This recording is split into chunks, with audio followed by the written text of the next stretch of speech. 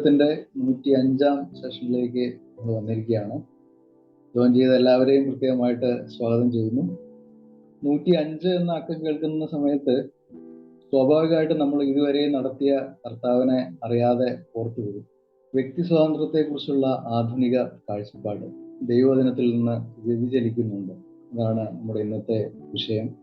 നമ്മൾ ഇന്നത്തെ സമൂഹത്തിൽ ഫാഷനുകളെ കുറിച്ച് ചിന്തിക്കുകയാണെങ്കിൽ സമൂഹത്തിൽ ഫാഷനുകൾ പലപ്പോഴും മാറി മാറി വരുന്നതായിട്ട് നമുക്ക് കാണാം. ഈ മാറി മാറി വരിക എന്ന് പറയുന്ന സമയത്ത് പഴയ അതേ ഫാഷനുകൾ അത് വീണ്ടും വീണ്ടും ആവർത്തിച്ച് കാലഘട്ടങ്ങൾ കഴിയുമ്പോൾ ആവർത്തിച്ച് വരുന്നതായിട്ട് കാണാം. ഇപ്പോൾ പഴയ ജയന്റെ കാലത്തൊക്കെയുള്ള അതേ തരത്തിലുള്ള പാൻസും അതേ കളറിലുള്ള ഡ്രസ്സുകളൊക്കെ വീണ്ടും സമൂഹത്തിൽ വരികയും നമ്മുടെ യുവാക്കളൊക്കെ ഇടുന്നൊക്കെ നിങ്ങൾ ശ്രദ്ധിച്ചിട്ടുണ്ടാകും. പലപ്പോഴും തത്വചിന്തകളും അങ്ങനെയാണ്. ഈ യുക്തിചിന്തയും സ്വതന്ത്ര ചിന്തയും ഒക്കെ നമ്മൾ വളരെ കാലങ്ങളായിട്ട് വർഷങ്ങളായിട്ടുള്ള സംഭവങ്ങളാണ്.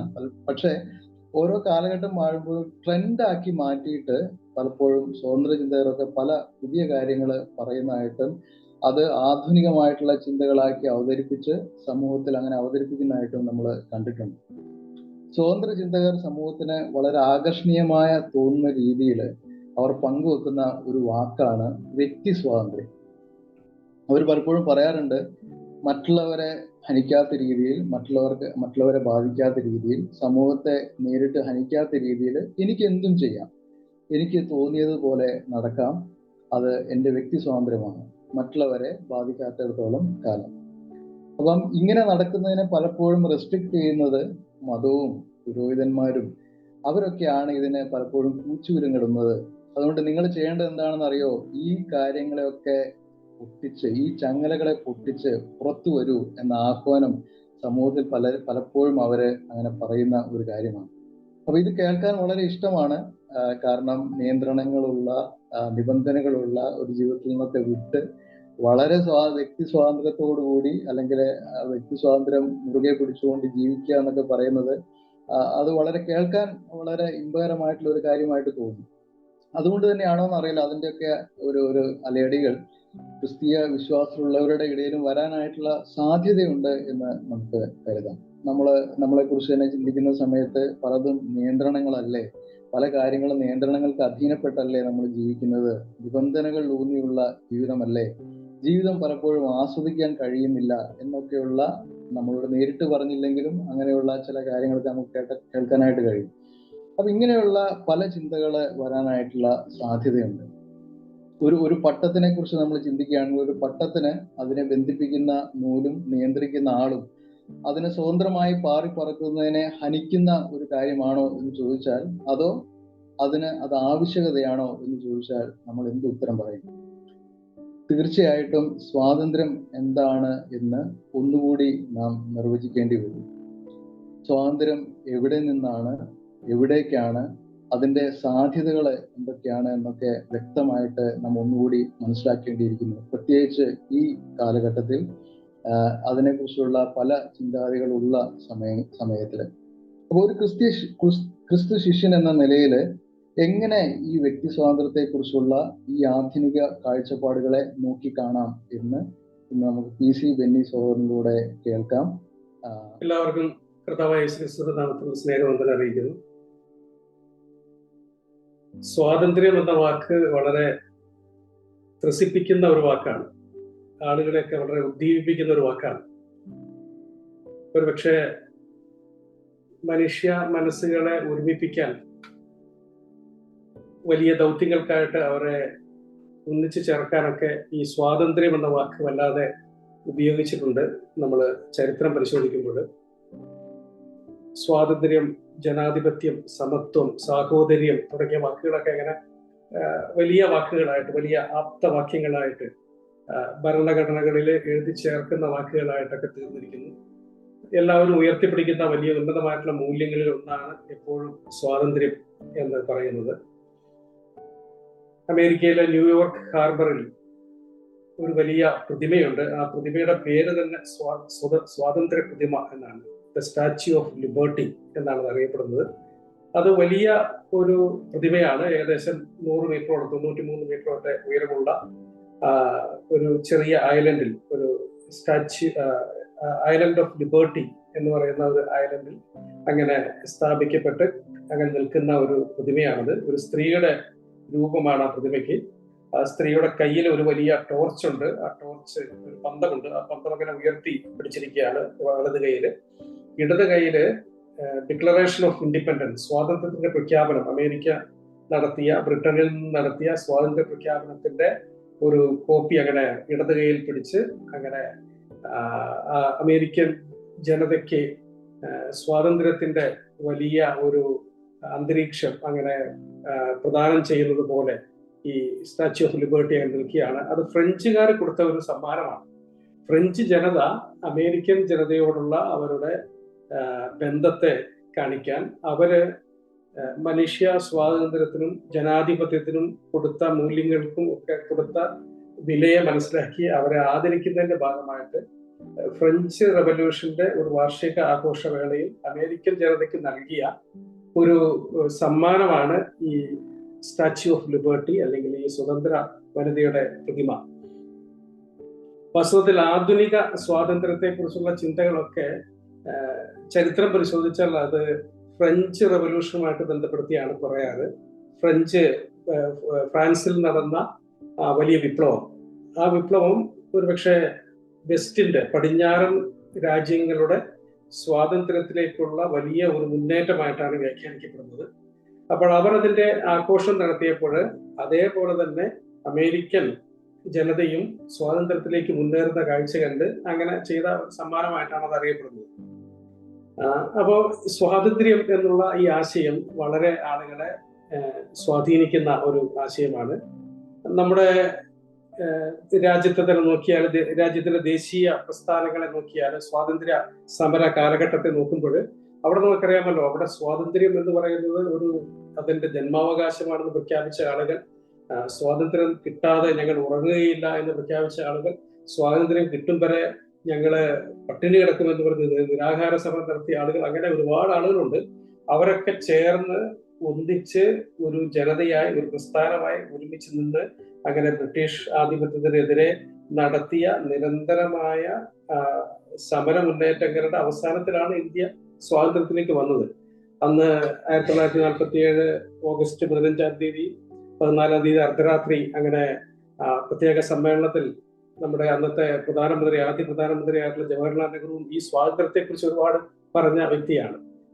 ജനതയുടെ സ്വാതന്ത്ര്യം, അത് ഞങ്ങൾ അങ്ങനെ ലോകം മുഴുവൻ അങ്ങനെ സുഷുപ്തിയിൽ അമരുന്ന ഈ സമയത്ത് അങ്ങനെ ഇന്ത്യ ഒരു പുതിയ ഭാഗധേയത്തിലേക്ക് കാലെടുത്ത് വെക്കുന്നതിനെ കുറിച്ചൊക്കെ പറഞ്ഞ പ്രശസ്തമായിട്ടുള്ള പ്രസംഗമൊക്കെ നമ്മൾ കേട്ടിട്ടുണ്ട്. അപ്പോൾ എല്ലാ കാലത്തും അങ്ങനെ ജനതയെ ഒരുമിപ്പിക്കാൻ, അവരെ ആവേശം കൊള്ളിക്കാൻ, അവരെ മുന്നോട്ട് കൊണ്ടുപോകാൻ ഈ സ്വാതന്ത്ര്യം എന്നുള്ള വാക്ക് എപ്പോഴും ആളുകൾ ഉയർത്തി വെക്കാറുണ്ട്. എന്നാൽ നമ്മളിപ്പോൾ പറയുന്നത് അത്തരത്തിലുള്ള സ്വാതന്ത്ര്യത്തെ കുറിച്ചല്ല. നാം ഇന്ന് പറയുന്നത്, പറയാനും ചിന്തിക്കാനും ആഗ്രഹിക്കുന്നത് വ്യക്തി സ്വാതന്ത്ര്യത്തെ കുറിച്ചാണ്. അപ്പൊ വ്യക്തി സ്വാതന്ത്ര്യം, പേഴ്സണൽ ലിബർട്ടി എന്ന് പറയുന്ന ഒരു കാര്യത്തെ കുറിച്ചാണ്. അപ്പൊ എന്താണ് വ്യക്തി സ്വാതന്ത്ര്യം എന്ന് ചോദിക്കുമ്പോൾ അതിന് ചില കാര്യങ്ങൾ അതിനെക്കുറിച്ച് തീർച്ചയായിട്ടും പറയേണ്ടത് ആവശ്യമാണ്.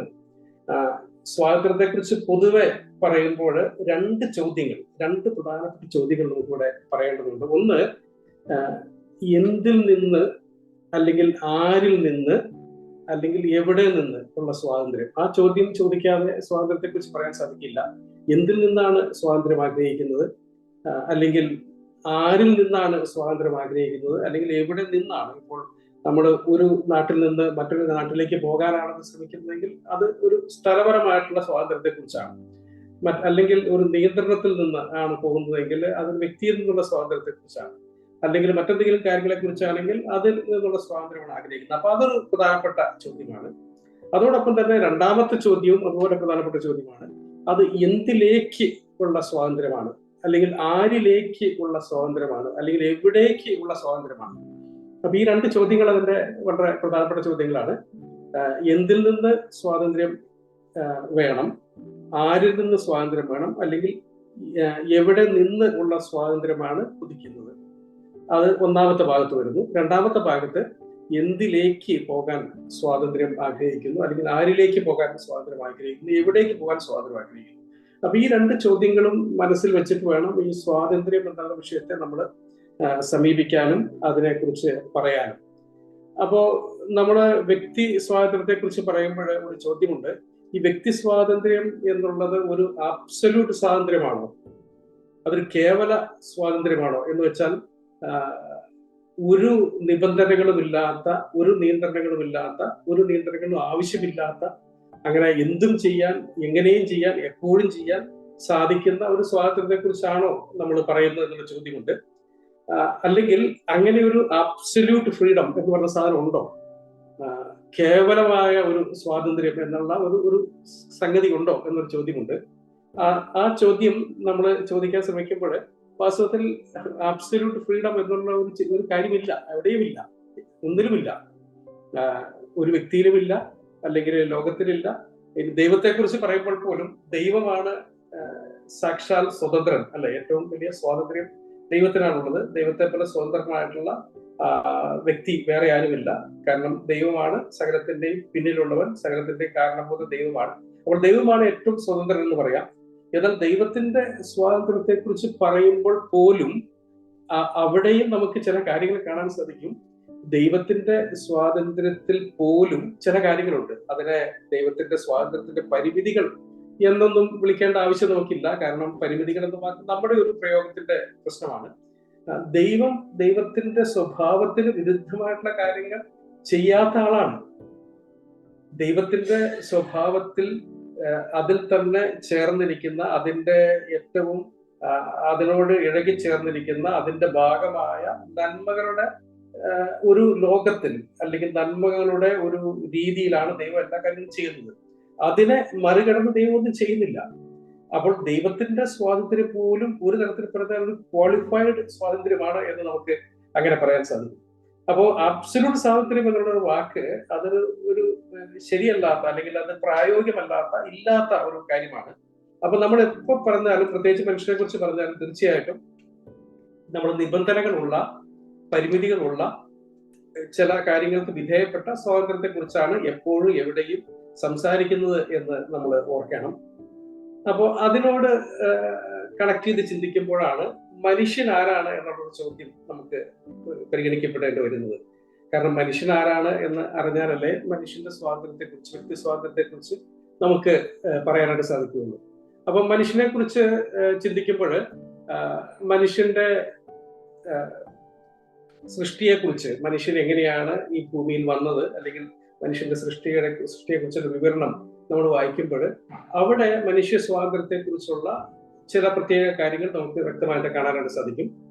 നമുക്ക് ആ വേദഭാഗങ്ങൾ ഒക്കെ പരിചയമുള്ളതുകൊണ്ട് അതിലേക്ക് ഇപ്പോൾ എടുത്ത് വാക്യങ്ങളൊന്നും വായിക്കുന്നില്ല. എങ്കിലും ഉൽപ്പത്തി പുസ്തകത്തിന്റെ ആദ്യ വാക്യങ്ങളിൽ മനുഷ്യന്റെ സൃഷ്ടിയെക്കുറിച്ച്, പിന്നെ മനുഷ്യനും ദൈവവും തമ്മിലുള്ള സംഭാഷണത്തെക്കുറിച്ച്, ദൈവം മനുഷ്യനെ അങ്ങനെ നിയോഗിച്ച് ഉത്തരവാദിത്തങ്ങളൊക്കെ ബർമേൽപ്പിക്കുന്ന ആ രംഗങ്ങളൊക്കെ നമ്മൾ വായിക്കുമ്പോൾ നമുക്കതിൽ ചില കാര്യങ്ങൾ മനുഷ്യന്റെ പ്രത്യേകതകളെ കുറിച്ച് മനസ്സിലാക്കാൻ സാധിക്കും. അതിനാദ്യത്തെ പ്രത്യേകതയായിട്ട് നമുക്ക് കാണാൻ സാധിക്കുന്നത് മനുഷ്യൻ ഒരു ഡിഗ്നിഫൈഡ് ബീയിങ് ആണ് എന്നുള്ളതാണ്. മനുഷ്യൻ ഒരു അന്തസ്സുള്ള വ്യക്തിയാണ്. എന്ന് വെച്ചാൽ അവന്റെ അന്തസ്, അവന്റെ ഡിഗ്നിറ്റി എന്ന് പറയുന്നത് അവനെ ദൈവത്തിന്റെ സ്വരൂപത്തിൽ, ദൈവത്തിന്റെ ഛായയിൽ അവനെ സൃഷ്ടിച്ചു. ദൈവം വ്യക്തിയായിരിക്കുന്നത് കൊണ്ട് വ്യക്തിത്വത്തിന്റെ സവിശേഷതകൾ ഉള്ളവരായിട്ട് അവനെ സൃഷ്ടിച്ചു. അങ്ങനെ അവന് ദൈവം നൽകിയ ഒരു അന്തസ്സുണ്ട്. ആ അന്തസ്സുള്ള സൃഷ്ടിയാണ് മനുഷ്യൻ. അവനൊരു ഡിഗ്നിഫൈഡ് ബീയിങ് ആണ്. മറ്റൊരു കാര്യം നമുക്ക് കാണാൻ സാധിക്കുന്നത് അവനൊരു ഡ്യൂട്ടിഫുൾ ബീയിങ് ആണ്. എന്ന് വെച്ചാൽ അവന് ഉത്തരവാദിത്തങ്ങൾ കൊണ്ട് അവൻ ചെയ്യേണ്ടത് എന്ന് പറഞ്ഞ് അവനെ ഭരമേൽപ്പിക്കുന്ന, അവനെ നിയോഗിച്ചേൽപ്പിക്കുന്ന ചില കടമകളുണ്ട്. ആ കടമകളുടെയും ഉത്തരവാദിത്തങ്ങളുടെയും ലോകത്തിലേക്കാണ് അവനെ ദൈവം ആക്കി വെക്കുന്നത്. അപ്പൊ അവനൊരു ഡ്യൂട്ടിഫുൾ ആയിട്ടുള്ള, അവൻ ഉത്തരവാദിത്വ ബോധമുള്ള ഒരു വ്യക്തിയാണ് എന്നുള്ള കാര്യം നമുക്ക് കാണാൻ സാധിക്കും. അതേപോലെ തന്നെ മൂന്നാമതൊരു സത്യം നമുക്ക് കാണാൻ സാധിക്കുന്നത് അവൻ ഡിലൈറ്റ്ഫുൾ ആയിട്ടുള്ള ഒരു ബീയിങ് ആണ്. എന്ന് വെച്ചാൽ അവന് ആസ്വദിക്കാനും സന്തോഷിക്കാനും അവനെ ഏൽപ്പിച്ച അവന്റെ ലോകത്തിൽ, അവനെ ഭരമേൽപ്പിച്ചിരിക്കുന്ന ഉത്തരവാദിത്തങ്ങളുടെ മേഖലകളിൽ, അവന്റെ ബന്ധങ്ങളിൽ ഒക്കെ അവന് സന്തോഷവും ആസ്വാദനവും തൃപ്തിയും കണ്ടെത്താനായിട്ട് സാധിക്കുന്ന നിലയിലാണ് ദൈവം മനുഷ്യനെ സൃഷ്ടിച്ചത്. അപ്പൊ ഇതാണ് ബൈബിൾ നൽകുന്ന മനുഷ്യ സൃഷ്ടിയെ കുറിച്ചുള്ള, മനുഷ്യന്റെ ഉൽപ്പത്തിയെ കുറിച്ചുള്ള വിവരണത്തിൽ ബൈബിൾ നൽകുന്നതായിട്ടുള്ള മനുഷ്യനെ കുറിച്ചുള്ള സവിശേഷതകൾ, മനുഷ്യനെ കുറിച്ചുള്ള വിവരണങ്ങൾ. അപ്പോൾ ഇതാണ് മനുഷ്യൻ, ഇങ്ങനെയാണ് മനുഷ്യനായിരിക്കേണ്ടത്. എന്നാൽ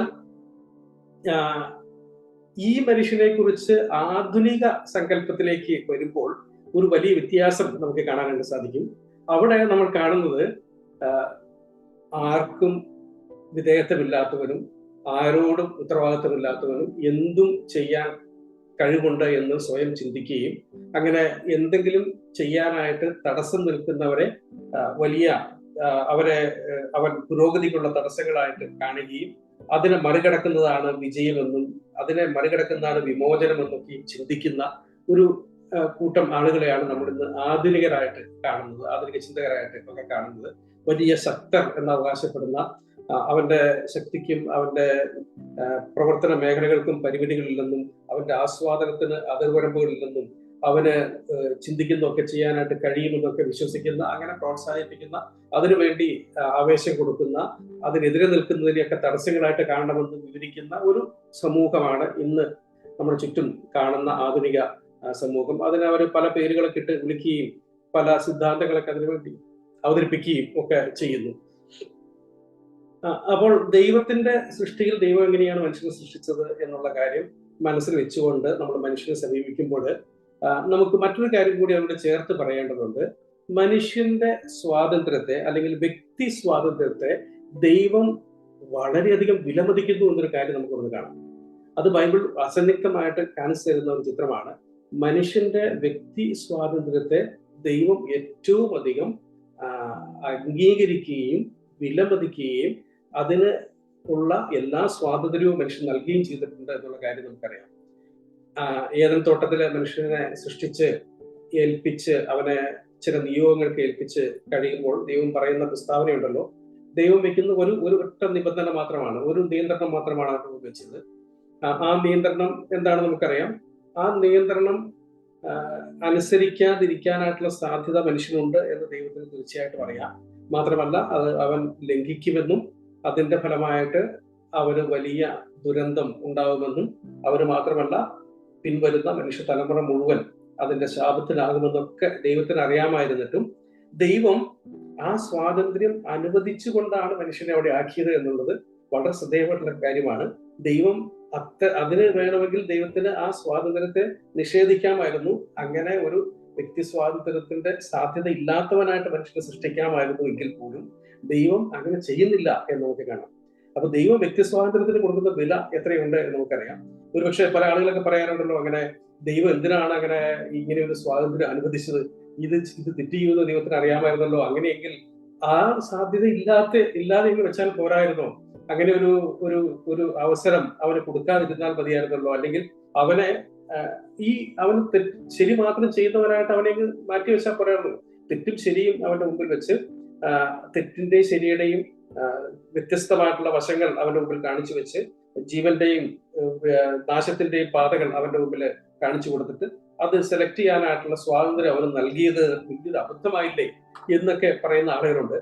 എന്നാൽ മനുഷ്യനെ കുറിച്ചുള്ള ദൈവത്തിന്റെ വിഭാവന, മനുഷ്യനെ കുറിച്ചുള്ള ദൈവത്തിന്റെ പ്രതീക്ഷ, മനുഷ്യനായിരിക്കണം എന്നുള്ളതാണ്, മനുഷ്യൻ വ്യക്തിയായിരിക്കണം എന്നുള്ളതാണ്. മനുഷ്യന്റെ വ്യക്തിത്വത്തിന്റെ ഏറ്റവും അനിവാര്യമായ ഘടകങ്ങളിൽ ഒന്ന് സ്വതന്ത്രമായിട്ടുള്ള ഇച്ഛയാണ്, സ്വതന്ത്രമായിട്ടുള്ള തീരുമാനമാണ്. ഇച്ഛ ഉപയോഗിച്ച് തീരുമാനങ്ങൾ എടുക്കാനായിട്ടുള്ള ശേഷിയാണ്. അപ്പൊ അതിനെ ദൈവം അനുവദിക്കുന്നു. അത് ദൈവം മനുഷ്യ സ്വാതന്ത്ര്യത്തിന് നൽകുന്ന ഉന്നത സ്ഥാനത്തെയാണ് നമുക്ക് കാണിച്ചു തരുന്നത്. അപ്പോ ദൈവത്തിന് ഇതിന്റെ പ്രത്യാഘാതങ്ങളെ കുറിച്ച് നമ്മൾ അറിയുന്നതിനൊക്കെ കൂടുതൽ ദൈവത്തിന് അറിയാം എന്നുള്ള കാര്യം നമുക്കെല്ലാം അറിയാമല്ലോ. അപ്പൊ ദൈവം അതെല്ലാം അറിഞ്ഞിട്ടും ഇങ്ങനെ അനുവദിച്ചെങ്കിൽ ദൈവം മനുഷ്യ സ്വാതന്ത്ര്യത്തെ എത്രമാത്രം വിലമതിക്കുന്നു എന്ന് നമുക്ക് ഒരിക്കൽ കൂടി ചിന്തിക്കാൻ സാധിക്കും. അപ്പോൾ ദൈവത്തിനെതിരെ, മനുഷ്യന്റെ സ്വാതന്ത്ര്യത്തിനെതിരാണ് ദൈവം എന്ന് ചിന്തിക്കുന്നതിന്റെ ഏറ്റവും വലിയ അബദ്ധം അവിടെ തന്നെ നമുക്ക് കാണാൻ സാധിക്കും. മനുഷ്യന്റെ സ്വാതന്ത്ര്യത്തിനെ ഏറ്റവും അനുവദിക്കുകയും വിലമതിക്കുകയും ചെയ്യുന്ന ദൈവമാണ് ബൈബിളിലെ ദൈവം. അതുകൊണ്ടാണ് മനുഷ്യനായിരിക്കുന്നത്.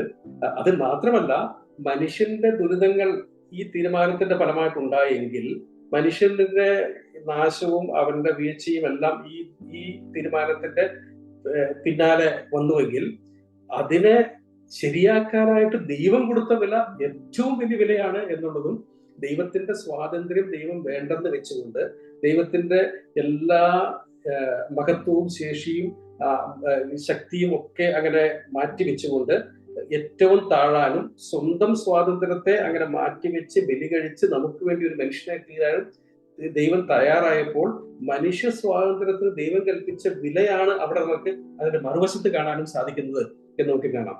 അപ്പോൾ ബൈബിൾ വ്യക്തി സ്വാതന്ത്ര്യത്തിനെതിരെയല്ല, ദൈവം വ്യക്തി സ്വാതന്ത്ര്യത്തിനെതിരെയല്ല, വ്യക്തി സ്വാതന്ത്ര്യത്തെ ഏറ്റവും ഉയർത്തിപ്പിടിക്കുന്ന, വ്യക്തി സ്വാതന്ത്ര്യത്തിന് ഏറ്റവും അധികം വില കൽപ്പിക്കുന്ന, വ്യക്തി സ്വാതന്ത്ര്യത്തെ അംഗീകരിക്കുന്ന ഒരു പദ്ധതിയാണ് ബൈബിളിന്റെ പദ്ധതി. വ്യക്തി സ്വാതന്ത്ര്യത്തെ അംഗീകരിക്കുന്ന ഒരു ദൈവമാണ് ബൈബിളിന്റെ ദൈവം. മറിച്ചുള്ള ചിന്തകൾ തെറ്റാണ് എന്ന് നമുക്ക് ആദ്യം തന്നെ ചിന്തിക്കാം. മാത്രമല്ല പിന്നീട് നമ്മൾ കാണുമ്പോഴും മറ്റൊരു കാര്യം നമുക്ക് കാണാൻ സാധിക്കുന്ന ബൈബിളിന്റെ ചരിത്രം പരിശോധിക്കുമ്പോൾ ഈ വ്യക്തി സ്വാതന്ത്ര്യത്തെ വ്യക്തികൾ ഉപയോഗിക്കുമ്പോൾ ദൈവം അതിനെ അനുവദിക്കുന്നു. അതേസമയം തന്നെ ഒരു സമൂഹമോ ഒരു ജനതയോ ഒരു സംസ്കാരമോ കളക്റ്റീവായിട്ട് ഈ സ്വാതന്ത്ര്യത്തെ തിന്മയ്ക്ക് വേണ്ടി ഉപയോഗിക്കാൻ ശ്രമിക്കുമ്പോൾ ദൈവം അവിടെ ഇടപെടുന്നു എന്നുള്ളൊരു കാര്യം കൂടി നമുക്ക് കാണാം. അപ്പോൾ വ്യക്തി സ്വാതന്ത്ര്യത്തിന്റെ അതിന്റെ ഏറ്റവും ബേസിക് ആയിട്ടുള്ള തലത്തിൽ ഒരു വ്യക്തി നന്മതിന്മകളെ തിരഞ്ഞെടുക്കാനായിട്ടുള്ള അനുമതി ദൈവം നൽകുന്നതോടൊപ്പം തന്നെ അവർ ഒരുമിച്ച് ചേർന്ന് തിന്മയ്ക്കായിട്ട് യോജിക്കുകയോ അവർ ഒരുമിച്ച് ചേർന്ന് മറ്റുള്ളവരുടെ സ്വാതന്ത്ര്യത്തെ ഹനിക്കാനായിട്ട് സംഘടിക്കുകയോ ചെയ്യുമ്പോൾ ദൈവം ശക്തമായ നിലയിൽ ഇടപെടുന്നതായിട്ടുള്ള നിരവധി രംഗങ്ങൾ നമുക്ക് കാണാം. പ്രത്യേകിച്ച് ബാബേൽ ടവറിൽ നടന്ന സംഭവം നമുക്കറിയാമല്ലോ. അവിടെ മനുഷ്യർ ഒരുമിച്ച് ചേരുകയും തിന്മയ്ക്കായി അവരുടെ ഇച്ഛാശക്തിയെ ഒരുമിപ്പിക്കാൻ സംഘടിപ്പിക്കാനായിട്ടുള്ള ഒരു വളരെ ഒരു പ്ലാൻഡ് ആയിട്ടുള്ള ഒരു പദ്ധതി അവർ തയ്യാറാക്കുമ്പോൾ ദൈവം അതിനെ അതിശക്തമായിട്ട് എതിർത്ത് അവരെ ചിതറിച്ച് കളയുന്ന ചിത്രം കാണാൻ സാധിക്കും. കാരണം ഈ സംഘടിതമായ ഇച്ഛയുടെ പ്രവർത്തനങ്ങൾ, ഇച്ഛയുടെ ഉപയോഗം പലപ്പോഴും വ്യക്തി സ്വാതന്ത്ര്യത്തിന് തന്നെയാണ് എതിരായി തീരുന്നത്. വ്യക്തിക്ക് നന്മ ചെയ്യാനോ നന്മ തിരഞ്ഞെടുക്കാനോ ഉള്ള സ്വാതന്ത്ര്യത്തിന്റെ മേൽ അത് വിഘാതമായി തീരുന്നു എന്ന് അറിഞ്ഞിട്ടാണ് ദൈവം അതിനെ എതിർക്കുന്നത് എന്ന് നമുക്ക് ചിന്തിക്കാം. അപ്പോ ഈ നമുക്ക് അതിന്റെ ഒരു അടുത്ത പടിയിലേക്ക് പോയാല് ദൈവം മനുഷ്യനെ സൃഷ്ടിച്ചതിനെ കുറിച്ച് നമ്മൾ പറഞ്ഞു. ദൈവം മനുഷ്യനെ സൃഷ്ടിച്ചപ്പോൾ മനുഷ്യന് അവനെ ഡിഗ്നിഫൈഡ് ആയിട്ട്, അവനെ ബ്യൂട്ടിഫുൾ ആയിട്ട്, അവനെ ഡിലൈറ്റ്ഫുൾ ആയിട്ട് സൃഷ്ടിച്ചു. ഇനി മനുഷ്യന്റെ പ്രകൃതിയെ കുറിച്ച് ചിന്തിക്കുമ്പോഴും നമുക്ക് ചില കാര്യങ്ങൾ കാണാൻ സാധിക്കും. മനുഷ്യന്റെ പ്രകൃതി ഈ സ്വാതന്ത്ര്യത്തിന്റെ ഉപയോഗവുമായിട്ട് ചേർത്ത് വെച്ച് ചിന്തിക്കേണ്ട ഒരു കാര്യമാണ്. മനുഷ്യന്റെ പ്രകൃതി എന്ന് പറയുന്നത്, മനുഷ്യൻ നേച്ചർ എന്ന് പറയുന്നത് നിബന്ധനകൾക്കും സാഹചര്യങ്ങൾക്കും വിധേയമായി ജീവിക്കാനായിട്ടുള്ള ഒരു പ്രകൃതിയാണ്, ഒരു നേച്ചറാണ് മനുഷ്യൻ നൽകിയിരിക്കുന്നത്. അതിന് മറികടന്ന് ജീവിക്കാനായിട്ട് സാധിക്കുകയില്ല മനുഷ്യന്. അത് മനുഷ്യന്റെ ഒരു പ്രത്യേകതയാണ്. അതെല്ലാ സൃഷ്ട വസ്തുക്കൾക്കും സൃഷ്ട ചരാചരങ്ങൾക്കും എല്ലാം ആ പ്രത്യേകതകളുണ്ട്, മനുഷ്യനും ആ പ്രത്യേകതകളുണ്ട്. കാരണം മനുഷ്യൻ സൃഷ്ടിയാണ് എങ്കിൽ സൃഷ്ടാവിന്റെ ഫ്രെയിംവർക്കിനുള്ളിൽ സൃഷ്ടാവ് എന്ത് രീതിയിൽ മനുഷ്യനെ സൃഷ്ടിച്ചാക്കിയോ ആ നിലയിൽ, ആ സാഹചര്യത്തിൽ, ആ പ്രത്യേകതയ്ക്കുള്ളിലാണ് അവൻ ജീവിക്കേണ്ടത്. എന്ന് വെച്ചാൽ മനുഷ്യന് ശരീരമുണ്ട്, അല്ലെങ്കിൽ ഭൗതികമായിട്ടുള്ള ഭാഗമുണ്ട് എന്ന് നമുക്കറിയാം. ഈ ഭൗതിക ഭാഗത്തിന് അതിൻ്റെതായിട്ടുള്ള ചില അനിവാര്യമായ ഘടകങ്ങൾ ആവശ്യമാണ്. അതില്ലാതെ മനുഷ്യ ശരീരം ജീവനോടെ നിലനിൽക്കുകയില്ല.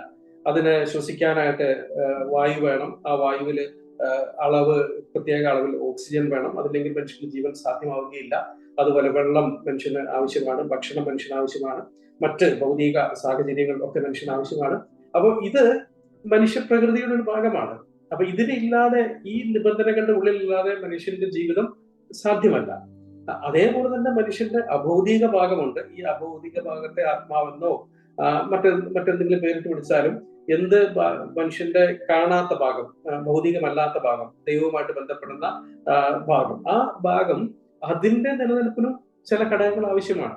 അതിന്റെ സുസ്ഥിതിക്കും പല കാര്യങ്ങളും ആവശ്യമാണ്. അവിടെയും നിബന്ധനകളുണ്ട്, എങ്കിലേ അത് നിലനിൽക്കാൻ സാധിക്കുകയുള്ളൂ. അപ്പൊ മനുഷ്യ പ്രകൃതി തന്നെ ഈ നിബന്ധനകൾക്കും സാഹചര്യങ്ങൾക്കും പ്രത്യേകതകൾക്കും ഒക്കെ വിധേയമായിട്ട് ജീവിക്കുന്ന നിലയിലാണ് ഉണ്ടാക്കിയിരിക്കുന്നത്. ഇപ്പോ ഈ ധാർമ്മിക നിയമങ്ങൾ മനുഷ്യന്റെ അഭൗതിക ഭാഗത്തെ നിയന്ത്രിക്കുന്ന, അല്ലെങ്കിൽ അഭൗതിക ഭാഗത്തിന്റെ പ്രവർത്തനത്തെ കൺട്രോൾ ചെയ്യുന്ന, നിയന്ത്രിക്കുന്ന ഈ ധാർമ്മിക നിയമങ്ങൾ എന്നത് ദൈവത്തിന്റെ ദാനമാണ്. അത് ദൈവത്തിന്റെ സ്വഭാവത്തിന്റെ പ്രത്യേകതകളാണ്. അതില്ലാതെ മനുഷ്യന്റെ ആത്മീക മേഖലയ്ക്ക്, മനുഷ്യന്റെ അഭൗതിക മേഖലയ്ക്ക് സുസ്ഥിതി ഉണ്ടാവുകയില്ല. അപ്പൊ അത് ദൈവം തന്നിരിക്കുന്നത് മനുഷ്യൻ എന്നുള്ള ഒരു ഹോൾ ബീയിങ്, ഭൗതികവും അഭൗതികവുമായ ഭാഗങ്ങൾ ചേർന്ന മനുഷ്യൻ എന്നുള്ള വ്യക്തി സുസ്ഥിതിയോടെ ജീവിക്കാനായിട്ട് വേണ്ടിയിട്ടാണ്. അത് രണ്ടും ഭൗതിക ഭാഗത്തിന്റെ സുസ്ഥിതിക്ക് ചില ഘടകങ്ങൾ ആവശ്യമായതുപോലെ തന്നെ അഭൗതിക ഭാഗത്തിന്റെ നന്മയ്ക്കും അത് സ്ഥിരമായിട്ടിരിക്കാനും നന്മയായിട്ടിരിക്കാനും അതിനും നിബന്ധനകൾ വളരെ പ്രധാനപ്പെട്ടതാണ് എന്ന് നമുക്ക് കാണാം. വേണമെങ്കിൽ നമുക്ക് ഇതിനെ പറയാം. C.S. ലൂയിസ് അതിനെ കുറിച്ച് രസകരമായിട്ടുള്ള രീതിയിൽ ഉത്തരം പറഞ്ഞിട്ടുണ്ട്. അദ്ദേഹം പറഞ്ഞു, ഒരു കല്ല് കിടക്കുമ്പോൾ ഈ കല്ല് എന്ത് വൃത്തികെട്ട കല്ല് എന്ന് പറഞ്ഞ് നമ്മൾ കല്ലിനോട് ദേഷ്യപ്പെടാറില്ല. കാരണം ഈ കല്ലിനൊരു ധാർമ്മികതയുമില്ല. കല്ലിന് ഈ കല്ല് അല്ലാതിരിക്കാനായിട്ട് പറ്റുകയില്ല. അതിന് വേറെ തീരുമാനം എടുക്കാനുള്ള ശേഷിയില്ല. അത് അങ്ങനെ ഇരിക്കാനേ പറ്റുള്ളൂ. നമുക്കൊരു പക്ഷെ സൗകര്യമല്ലായിരിക്കാം, നമുക്കത് അസൗകര്യമായിരിക്കാം എന്ന് നമുക്ക് ചിന്തിക്കാമെങ്കിലും അതിന്റെ ഒരു ധാർമ്മികതയെ കുറിച്ച് നമ്മളൊന്നും പറയാറില്ല. ഒരു മരം, ആ മരത്തെ കുറിച്ച് നമുക്ക് വേണമെങ്കിൽ പലതും പറയാമെങ്കിലും ഈ മരം ഇങ്ങനെയായി എന്നതിന്റെ പേരിൽ മരത്തെ കുറ്റപ്പെടുത്താനോ അത് മാറേണ്ടതാണെന്ന് പറയാനോ നമുക്ക് സാധിക്കില്ല. ഒരുപക്ഷെ മരത്തിന്റെ ചുവട്ടിൽ നിന്നപ്പോൾ നമുക്ക് തണല് കിട്ടിയില്ല എന്ന് വന്നേക്കാം, അല്ലെങ്കിൽ മരത്തിൽ നമ്മൾ പ്രതീക്ഷിച്ചതായിട്ടുള്ള ഒരു ഫലം കിട്ടിയില്ല എന്ന് വന്നേക്കാം.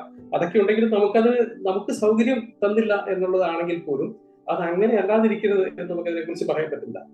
മാത്രമല്ല, ഒരു കല്ല് ഒരാൾ എറിയുകയാണ്, അപ്പൊ കല്ലിങ്ങനെ എറിഞ്ഞ് വായുവിലൂടെ പോവുകയാണ് എങ്കിൽ ഈ കല്ല് ചിന്തിക്കുകയാണ്, ഞാൻ എന്നെ എറിഞ്ഞത് കൊണ്ട് എനിക്ക് ഈ ഒരു വെലോസിറ്റി ലഭിച്ചത് കൊണ്ട് ഞാൻ ഈ വായുവിനെ അങ്ങനെ തുളച്ച് ഞാൻ വായുവിലൂടെ സഞ്ചരിക്കുകയാണ്.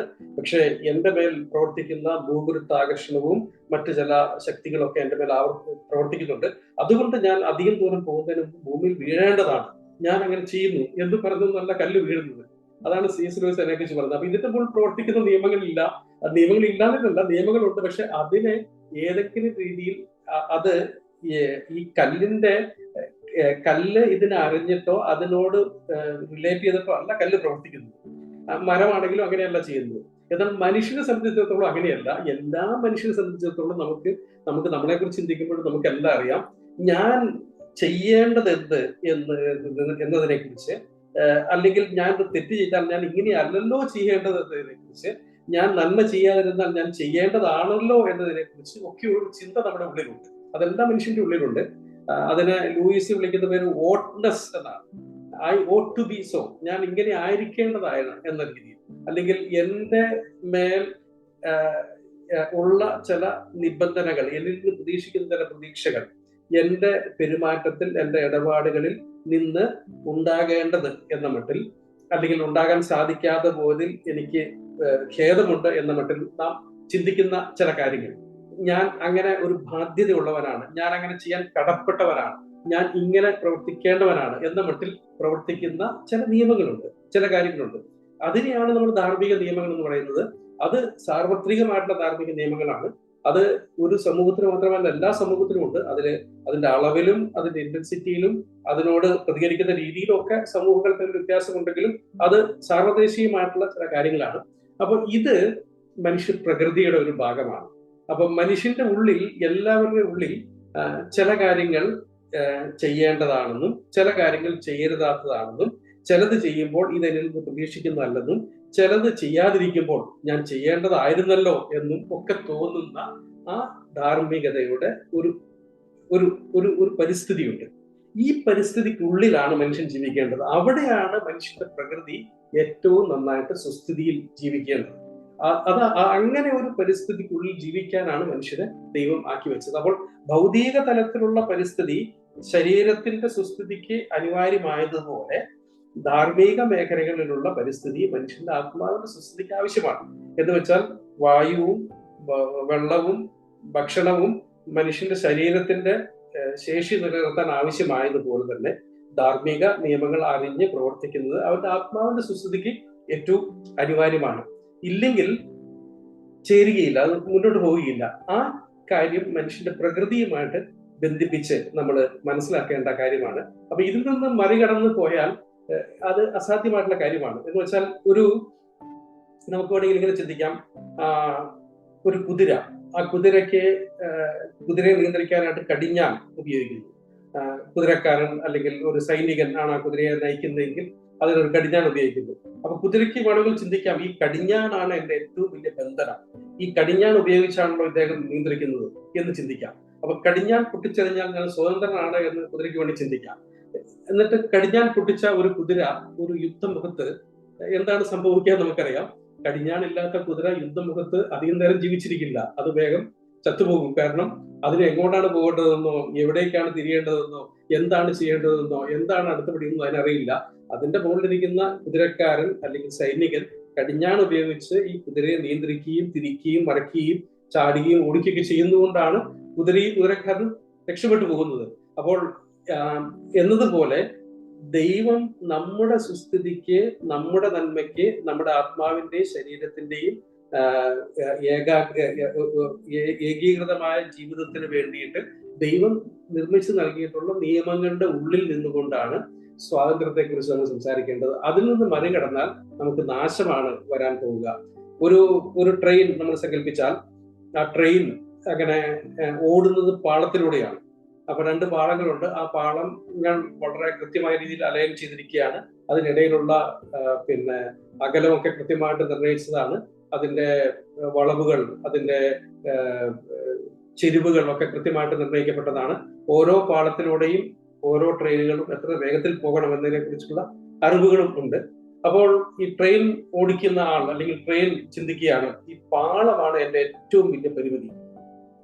ഈ പാളത്തിൽ വെച്ച് എന്നെ നിയന്ത്രിച്ച് നിർത്തുന്നത് കൊണ്ടാണ് എനിക്ക് സ്വാതന്ത്ര്യമില്ലാത്തത് എന്ന് ചിന്തിച്ച് അങ്ങനെ അതിവേഗതയിൽ ഈ പാളത്തിന്റെ എല്ലാം നിയന്ത്രണവും തെറ്റിച്ച് അങ്ങനെ അതിവേഗതയിൽ പോയാൽ എന്താണ് സംഭവിക്കുക എന്ന് നമുക്കറിയാം.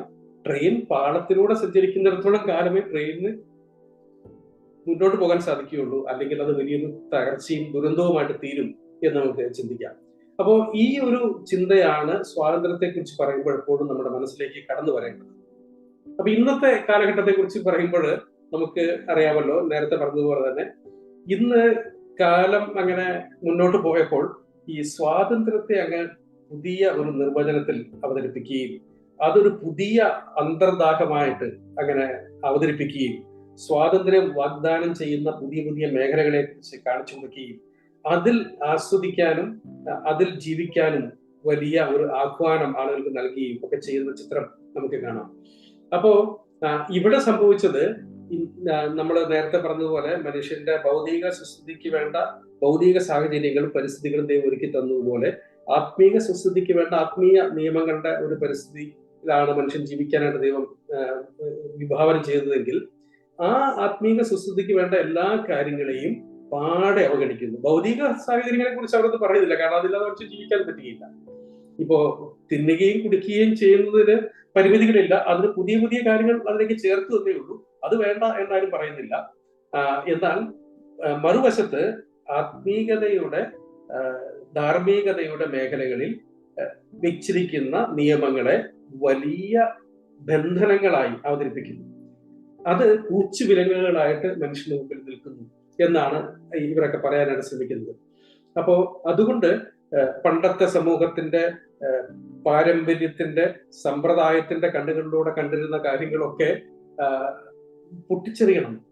നമുക്ക് ഇന്ന് സമൂഹം പലതും വിലക്കിയിരുന്നു. അത് അറിവില്ലായ്മ കൊണ്ടാണ്, അത് സ്വാതന്ത്ര്യത്തെ കുറിച്ചുള്ള തെറ്റായ ധാരണ കൊണ്ടാണ് അങ്ങനെ സംഭവിച്ചത്. നമ്മൾ ചെയ്യേണ്ടത് ഈ പുതിയ ലോകം, അതിന്റെ സാധ്യതകൾ, അതിന്റെ അവസരങ്ങൾ പരമാവധി ഉപയോഗിക്കണം. അത് എല്ലാ മേഖലകളെ കുറിച്ചായാലും, ആസ്വാദനത്തിന്റെ എല്ലാ മേഖലകളെ കുറിച്ചായാലും അവിടെ പരിധികളില്ലാതെ, പരിമിതികളില്ലാതെ, നിബന്ധനകളില്ലാതെ ആഘോഷിക്കുകയും അതിൽ മുഴുവനായിട്ട് ഉൾപ്പെട്ടു നിൽക്കുകയും ചെയ്യുന്നതാണ് ഏറ്റവും നന്മ. അതാണ് സ്വാതന്ത്ര്യം.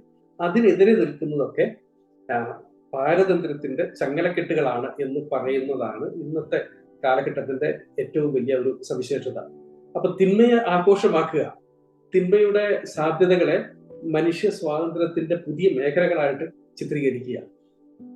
സുപ്രീം കോടതിയിലെ നമ്മുടെ ഭാരതത്തിന്റെ സുപ്രീം കോടതിയിൽ തന്നെ ഈ ഹോമോസെക്ഷുവാലിറ്റിയുടെ കാര്യം വന്നപ്പോൾ സ്വവർഗ സ്വവർഗ രതിയെക്കുറിച്ചുള്ള വിചാരണ നടന്ന സമയത്ത് സുപ്രീം കോടതി തന്നെ പറഞ്ഞൊരു വാക്കുണ്ട്, പ്രകൃതിയുടെ കളർഫുൾ ആയിട്ടുള്ള വിവിധ സാധ്യതകളല്ലേ ഇത് എന്ന മട്ടിലാണ് ചോദിച്ചത്. അപ്പോ ഇത് നമുക്ക് മുമ്പ് ഇതൊക്കെ ടബു ആയിരുന്നു, ഇതൊക്കെ വിലക്കപ്പെട്ടതായിരുന്നു. എന്നാൽ പ്രകൃതി തന്നെ മനുഷ്യന് നൽകിയിരിക്കുന്ന വലിയ സന്തോഷത്തിന്റെയും ആസ്വാദനത്തിന്റെയും സാധ്യതകളായിട്ട് ഇതിനെ കണ്ടാൽ പോരെ എന്നാണ് കോടതി തന്നെ അതിനെക്കുറിച്ച് പറഞ്ഞ പ്രസ്താവന. അപ്പൊ അങ്ങനെയാണ് ലോകം അതിനെ കാണുന്നത്. അപ്പോൾ പുതിയ ഒരു ലോകക്രമം അല്ലെങ്കിൽ പുതിയ ധാർമ്മികതയ്ക്ക് വളരെയധികം അതിന്റെ വരമ്പുകളൊക്കെ പൊട്ടിച്ച് അങ്ങനെ എല്ലാം തുറന്നു വെച്ച ഒരു നവധാർമ്മികതയുടെ ഒരു പുതിയ ലോകം ഇങ്ങനെ മുമ്പിൽ വെച്ച് ഇതാണ് സ്വാതന്ത്ര്യം, ഇതിലേക്ക് പോകുന്നതാണ് ആസ്വാദനം, ഇതിനെ തടയുന്നത് വലിയ പാരതന്ത്ര്യമാണ് എന്ന മട്ടിൽ അവതരിപ്പിച്ചു വെക്കുന്ന ചിത്രം നമുക്ക് അവിടെ നിന്ന് കാണാനായിട്ട് സാധിക്കും. അതുകൊണ്ട് ബൈബിളും ബൈബിളിലെ ദൈവവും ബൈബിളിലെ നിബന്ധനകളൊക്കെ ഒരു ക്രിമിനൽ കുറ്റമായിട്ട് മാറുകയാണ്. അപ്പോൾ ഇത് ചെയ്യരുത് എന്നുള്ളത് മനുഷ്യ സ്വാതന്ത്ര്യത്തിനെതിരെയുള്ള ഒരു വലിയ കലാപാഹ്വാനമായിട്ടാണ് അത് കാണുന്നത്. അതിനെ നമ്മൾ എതിർക്കേണ്ടതാണ്, അതിനെ നമ്മൾ ചെറുക്കേണ്ടതാണ്. അങ്ങനെ നമ്മൾ വിട്ടുകൊടുക്കേണ്ട കാര്യമില്ല. അതിനൊക്കെ നമ്മൾ അതിന് മറികടന്ന് മുന്നോട്ട് പോകണം. ഇത് അങ്ങനെ ചിലരൊക്കെ ചേർന്നുണ്ടാക്കി വെച്ച ചില കെട്ടുപാടുകളാണ് എന്നൊക്കെ അതിനെക്കുറിച്ച് പറയുന്നു. അപ്പോൾ കുടുംബ ബന്ധങ്ങളെ കുറിച്ച് പറയുമ്പോഴാണെങ്കിലും ലൈംഗിക ആസ്വാദനത്തിന്റെ മേഖലകളെ കുറിച്ച് പറയുമ്പോഴാണെങ്കിലും ഒക്കെ നമുക്ക് എല്ലാം ചെയ്യാനായിട്ട് സാധിക്കും എന്നാണ് അവർ പറയുന്നത്. അതിന് തടയേണ്ട ഒരു ആവശ്യവുമില്ല. അതാണ് സ്വാതന്ത്ര്യം എന്നാണ് പറയുന്നത്. അപ്പോൾ അത് വാസ്തവത്തിൽ നമ്മൾ ചോദിച്ച ആ ചോദ്യങ്ങൾ, ആദ്യം ചോദിച്ച ചോദ്യങ്ങൾ വീണ്ടും ഇവിടെ ചോദിക്കേണ്ട സമയമാണ്. എന്ന് വെച്ചാൽ നമ്മൾ പറയുന്നത് എന്തിൽ നിന്നുള്ള സ്വാതന്ത്ര്യത്തെ കുറിച്ചാണ്, എന്തിൽ നിന്നുള്ള സ്വാതന്ത്ര്യത്തെ കുറിച്ചാണ്, ആരിൽ നിന്നുള്ള സ്വാതന്ത്ര്യത്തെ കുറിച്ചാണ്, എവിടെ നിന്നുള്ള സ്വാതന്ത്ര്യത്തെ കുറിച്ചാണ്. അതേപോലെ മറുവശത്ത് എന്തിലേക്കുള്ള സ്വാതന്ത്ര്യത്തെ കുറിച്ചാണ്, ആരുടെ അടുക്കിലേക്കുള്ള സ്വാതന്ത്ര്യത്തെ കുറിച്ചാണ്, എവിടേക്ക് പോകുന്ന സ്വാതന്ത്ര്യത്തെ കുറിച്ചാണ് നാം സംസാരിക്കുന്നത് എന്ന് ചോദിക്കണം. അപ്പോഴേ നമുക്കിത് കാര്യങ്ങൾ അതിന്റെ വ്യക്തതയിൽ മനസ്സിലാക്കാൻ സാധിക്കുകയുള്ളൂ. അപ്പൊ എപ്പോഴും അങ്ങനെയാണ് നമ്മുടെ സ്വാതന്ത്ര്യ സമര നേതാക്കളുടെ സ്വപ്നം എന്ന് വെച്ചാൽ ബ്രിട്ടീഷ് രാജ്യന്റെ ഭരണ സമ്പ്രദായത്തിൽ നിന്ന് നമ്മുടെ നാടിന്റെ അഭിലാഷങ്ങൾ അറിയുന്ന, നമ്മുടെ ജനഹൃദയം അറിയുന്ന, നമ്മുടെ നാടിന്റെ നേതാക്കൾ നമ്മുടെ നാടിനെ ഭരിക്കുന്ന ഒരു വലിയ പ്രഭാതമായിരുന്നു അവരുടെ സ്വപ്നം. അപ്പോൾ അവര് അവിടെ നിന്ന് ഇവിടേക്ക് പോകണമെന്ന് ആഗ്രഹിച്ചു. അവര് അടിമത്തത്തിൽ നിന്ന് സ്വാതന്ത്ര്യത്തിലേക്ക് പോകാൻ ആഗ്രഹിച്ചു. മാർട്ടിൻ ലൂതർ കിങ് ജൂനിയർ അങ്ങനെ അമേരിക്കയിലെ വലിയ ഒരു പ്രസ്ഥാനം അങ്ങനെ ആരംഭിച്ച് ഒരുപാട് ആളുകളോട് ചേർന്നപ്പോൾ അദ്ദേഹത്തിന്റെ എന്റെ സ്വപ്നം, ഐ ഹാവ് എ ഡ്രീം എന്നുള്ള വലിയ പ്രസ്താവന, വലിയ പ്രസംഗം നമ്മൾ കേട്ടിട്ടുണ്ട്. അങ്ങനെ എന്റെ മക്കളുടെ തലമുറ അവരുടെ തൊലിയുടെ നിറത്താൽ അല്ലാതെ അവരുടെ സ്വഭാവത്തിന്റെ ഗുണത്താൽ അംഗീകരിക്കപ്പെടുന്ന ഒരു ലോകത്തെ കുറിച്ച് ഞാൻ സ്വപ്നം കാണുന്നു എന്നൊക്കെ പറഞ്ഞ് അദ്ദേഹം നടത്തിയ വികാരപരമായിട്ട് പ്രസംഗം നമ്മൾ കേട്ടിട്ടുണ്ട്. അപ്പൊ അദ്ദേഹത്തിന് ഒരു ഭാഗത്ത് നിന്ന് മറുഭാഗത്തേക്ക് പോകാൻ ഉള്ള സ്വാതന്ത്ര്യത്തെ കുറിച്ചാണ് പറഞ്ഞത്. നെൽസൺ മണ്ടേല ദക്ഷിണാഫ്രിക്കയിൽ അങ്ങനെ കറുത്ത വർഗ്ഗക്കാരും വെളുത്ത വർഗ്ഗക്കാരും തമ്മിലുള്ള വർണ്ണവിവേചനത്തിനെതിരെ പോരാടിയപ്പോഴും അദ്ദേഹം പറഞ്ഞത് വളരെ കാര്യമാണ്. അതേപോലെ തന്നെ ചില ആളുകൾ ചില ഭാഷയിൽ നിന്ന്, ചില കടന്നു കയറുന്ന ഭാഷയുടെ ആധിപത്യത്തിൽ നിന്ന് ഞങ്ങളുടെ ഭാഷയെ സംരക്ഷിക്കാൻ വേണ്ടി അവര് നിലപാടുകൾ എടുക്കുന്നു. സ്വാതന്ത്ര്യത്തെ കുറിച്ച് പറയുന്നു, സംസ്കാരത്തെ കുറിച്ച് പറയുന്നു, മതത്തെ കുറിച്ച് പറയുന്നു, വൈദേശിക മതങ്ങളെ തകർത്തെറിഞ്ഞ് സ്വദേശ മതങ്ങൾ സ്ഥാപിക്കണം എന്ന് പറയുന്ന കൂട്ടരെ കുറിച്ചൊക്കെ നമ്മൾ കാണുന്നുണ്ട്. അപ്പൊ ഇവിടെയെല്ലാം എവിടെ നിന്നോ ഉള്ള സ്വാതന്ത്ര്യത്തെ കുറിച്ച്, എവിടേക്കോ പോകുന്ന ഒരു സ്വാതന്ത്ര്യത്തെ കുറിച്ച് ചിത്രമുണ്ട്. ഇത് വെച്ചിട്ട് വേണം നമ്മൾ സ്വാതന്ത്ര്യത്തെ കുറിച്ചുള്ള ഈ ആധുനിക കാഴ്ചപ്പാടും ചിന്തിക്കാൻ. അപ്പൊ എവിടെ നിന്നാണ് നമ്മൾ സ്വാതന്ത്ര്യം കുതിക്കുന്നത്, ഏത് വ്യക്തിയിൽ നിന്നാണ് സ്വാതന്ത്ര്യം കുതിക്കുന്നത്, എങ്ങോട്ടാണോ സ്വാതന്ത്ര്യം കുതിക്കുന്നത്, എവിടേക്ക് ഏത് മേഖലയിൽ മുന്നേറാനാണ് നമ്മൾ സ്വാതന്ത്ര്യം കുതിക്കുന്നത് എന്നുള്ള ചോദ്യം വേണം നമ്മൾ ചോദിക്കാനായിട്ട്. അപ്പൊ ബൈബിൾ ഇത് നൽകുന്നതായിട്ടുള്ള ഉത്തരങ്ങൾ, ഒരുപാട് ഉത്തരങ്ങൾ നൽകുന്നുണ്ട്. എങ്കിലും ഒരു വേദഭാഗം മാത്രം എടുത്തിട്ട് വളരെ ചുരുക്കം ചില കാര്യങ്ങൾ വേഗത്തിൽ ഞാൻ പറയാം. ഗലാത്യ ലേഖനമാണല്ലോ സ്വാതന്ത്ര്യത്തെ കുറിച്ച് പറയുന്ന ഏറ്റവും പ്രസക്തമായിട്ടുള്ള ഒരു ബൈബിളിലെ പുസ്തകം. അപ്പോൾ സ്വാതന്ത്ര്യത്തെ കുറിച്ച് ഒരുപാട് കാര്യങ്ങൾ ആ പുസ്തകത്തിൽ പറഞ്ഞിട്ടുണ്ട്. പ്രത്യേകിച്ച് ക്രിസ്തീയ സ്വാതന്ത്ര്യം എന്ന് വെച്ചാൽ എന്താണ് എന്നതിനെ കുറിച്ചുള്ള നല്ല ഒരു വിശദീകരണം ആ പുസ്തകത്തിൽ നൽകുന്നുണ്ട്. അതിന്റെ 5-ാമത്തെ അധ്യായത്തിന്റെ 1-ാമത്തെ വാക്യം ഇങ്ങനെയാണ്: സ്വാതന്ത്ര്യത്തിനായിട്ട് ക്രിസ്തു നമ്മെ സ്വതന്ത്രരാക്കി, ആകയാൽ അതിൽ ഉറച്ചു നിൽപ്പിൻ, അടിമ നുഖത്തിൽ പിന്നെയും കുടുങ്ങിപ്പോകരുത്. അപ്പോൾ ഇവിടെ നമുക്ക് വളരെ വ്യക്തമായിട്ട് കാണാൻ സാധിക്കും, ക്രിസ്തു നമ്മെ സ്വതന്ത്രരാക്കി. എവിടെ നിന്ന് സ്വതന്ത്രരാക്കി എന്നാണ് പറഞ്ഞിട്ടുണ്ട്. അടിമ നുഖത്തിന്റെ കീഴിലായിരുന്നു എന്ന് നമ്മളെ കുറിച്ച് പറയുന്നു. എന്ന് വെച്ചാൽ എന്താണ് അടിമനുഖം എന്നുള്ളത് ഗലാത്യ ലേഖനത്തിന്റെ കോണ്ടെക്സ്റ്റിൽ വേണം നമ്മൾ മനസ്സിലാക്കാൻ. പ്രത്യേകിച്ച് അതിന്റെ വായനക്കാരുടെ കോണ്ടെക്സ്റ്റിൽ കൂടി മനസ്സിലാക്കണം. എങ്കിൽ അതിന് പുതു ചിത്രം നമുക്കോടെയുണ്ട്. അപ്പൊ മനുഷ്യരെ അടിമകളാക്കി അവരുടെ സ്വാതന്ത്ര്യത്തെ കെടുത്തിക്കളഞ്ഞ ഒരു വലിയ നുഖത്തെ കുറിച്ച് അവിടെ പറയുന്നുണ്ട്. ആ നുഖത്തിൽ നിന്ന് ക്രിസ്തു നമ്മളെ സ്വതന്ത്രരാക്കി. അപ്പൊ എന്തിൽ നിന്നോ ഉള്ള ഒരു സ്വാതന്ത്ര്യത്തെ കുറിച്ചാണ് അത് അടിമനുഖമാണ്. ഈ അടിമനുഖം എന്താണ് എന്നുള്ള കാര്യം അവിടെ നിൽക്കട്ടെ. അപ്പോൾ അടിമനുഖത്തിൽ നിന്നുള്ള സ്വാതന്ത്ര്യത്തെ കുറിച്ച് അവിടെ പറയുകയാണ്.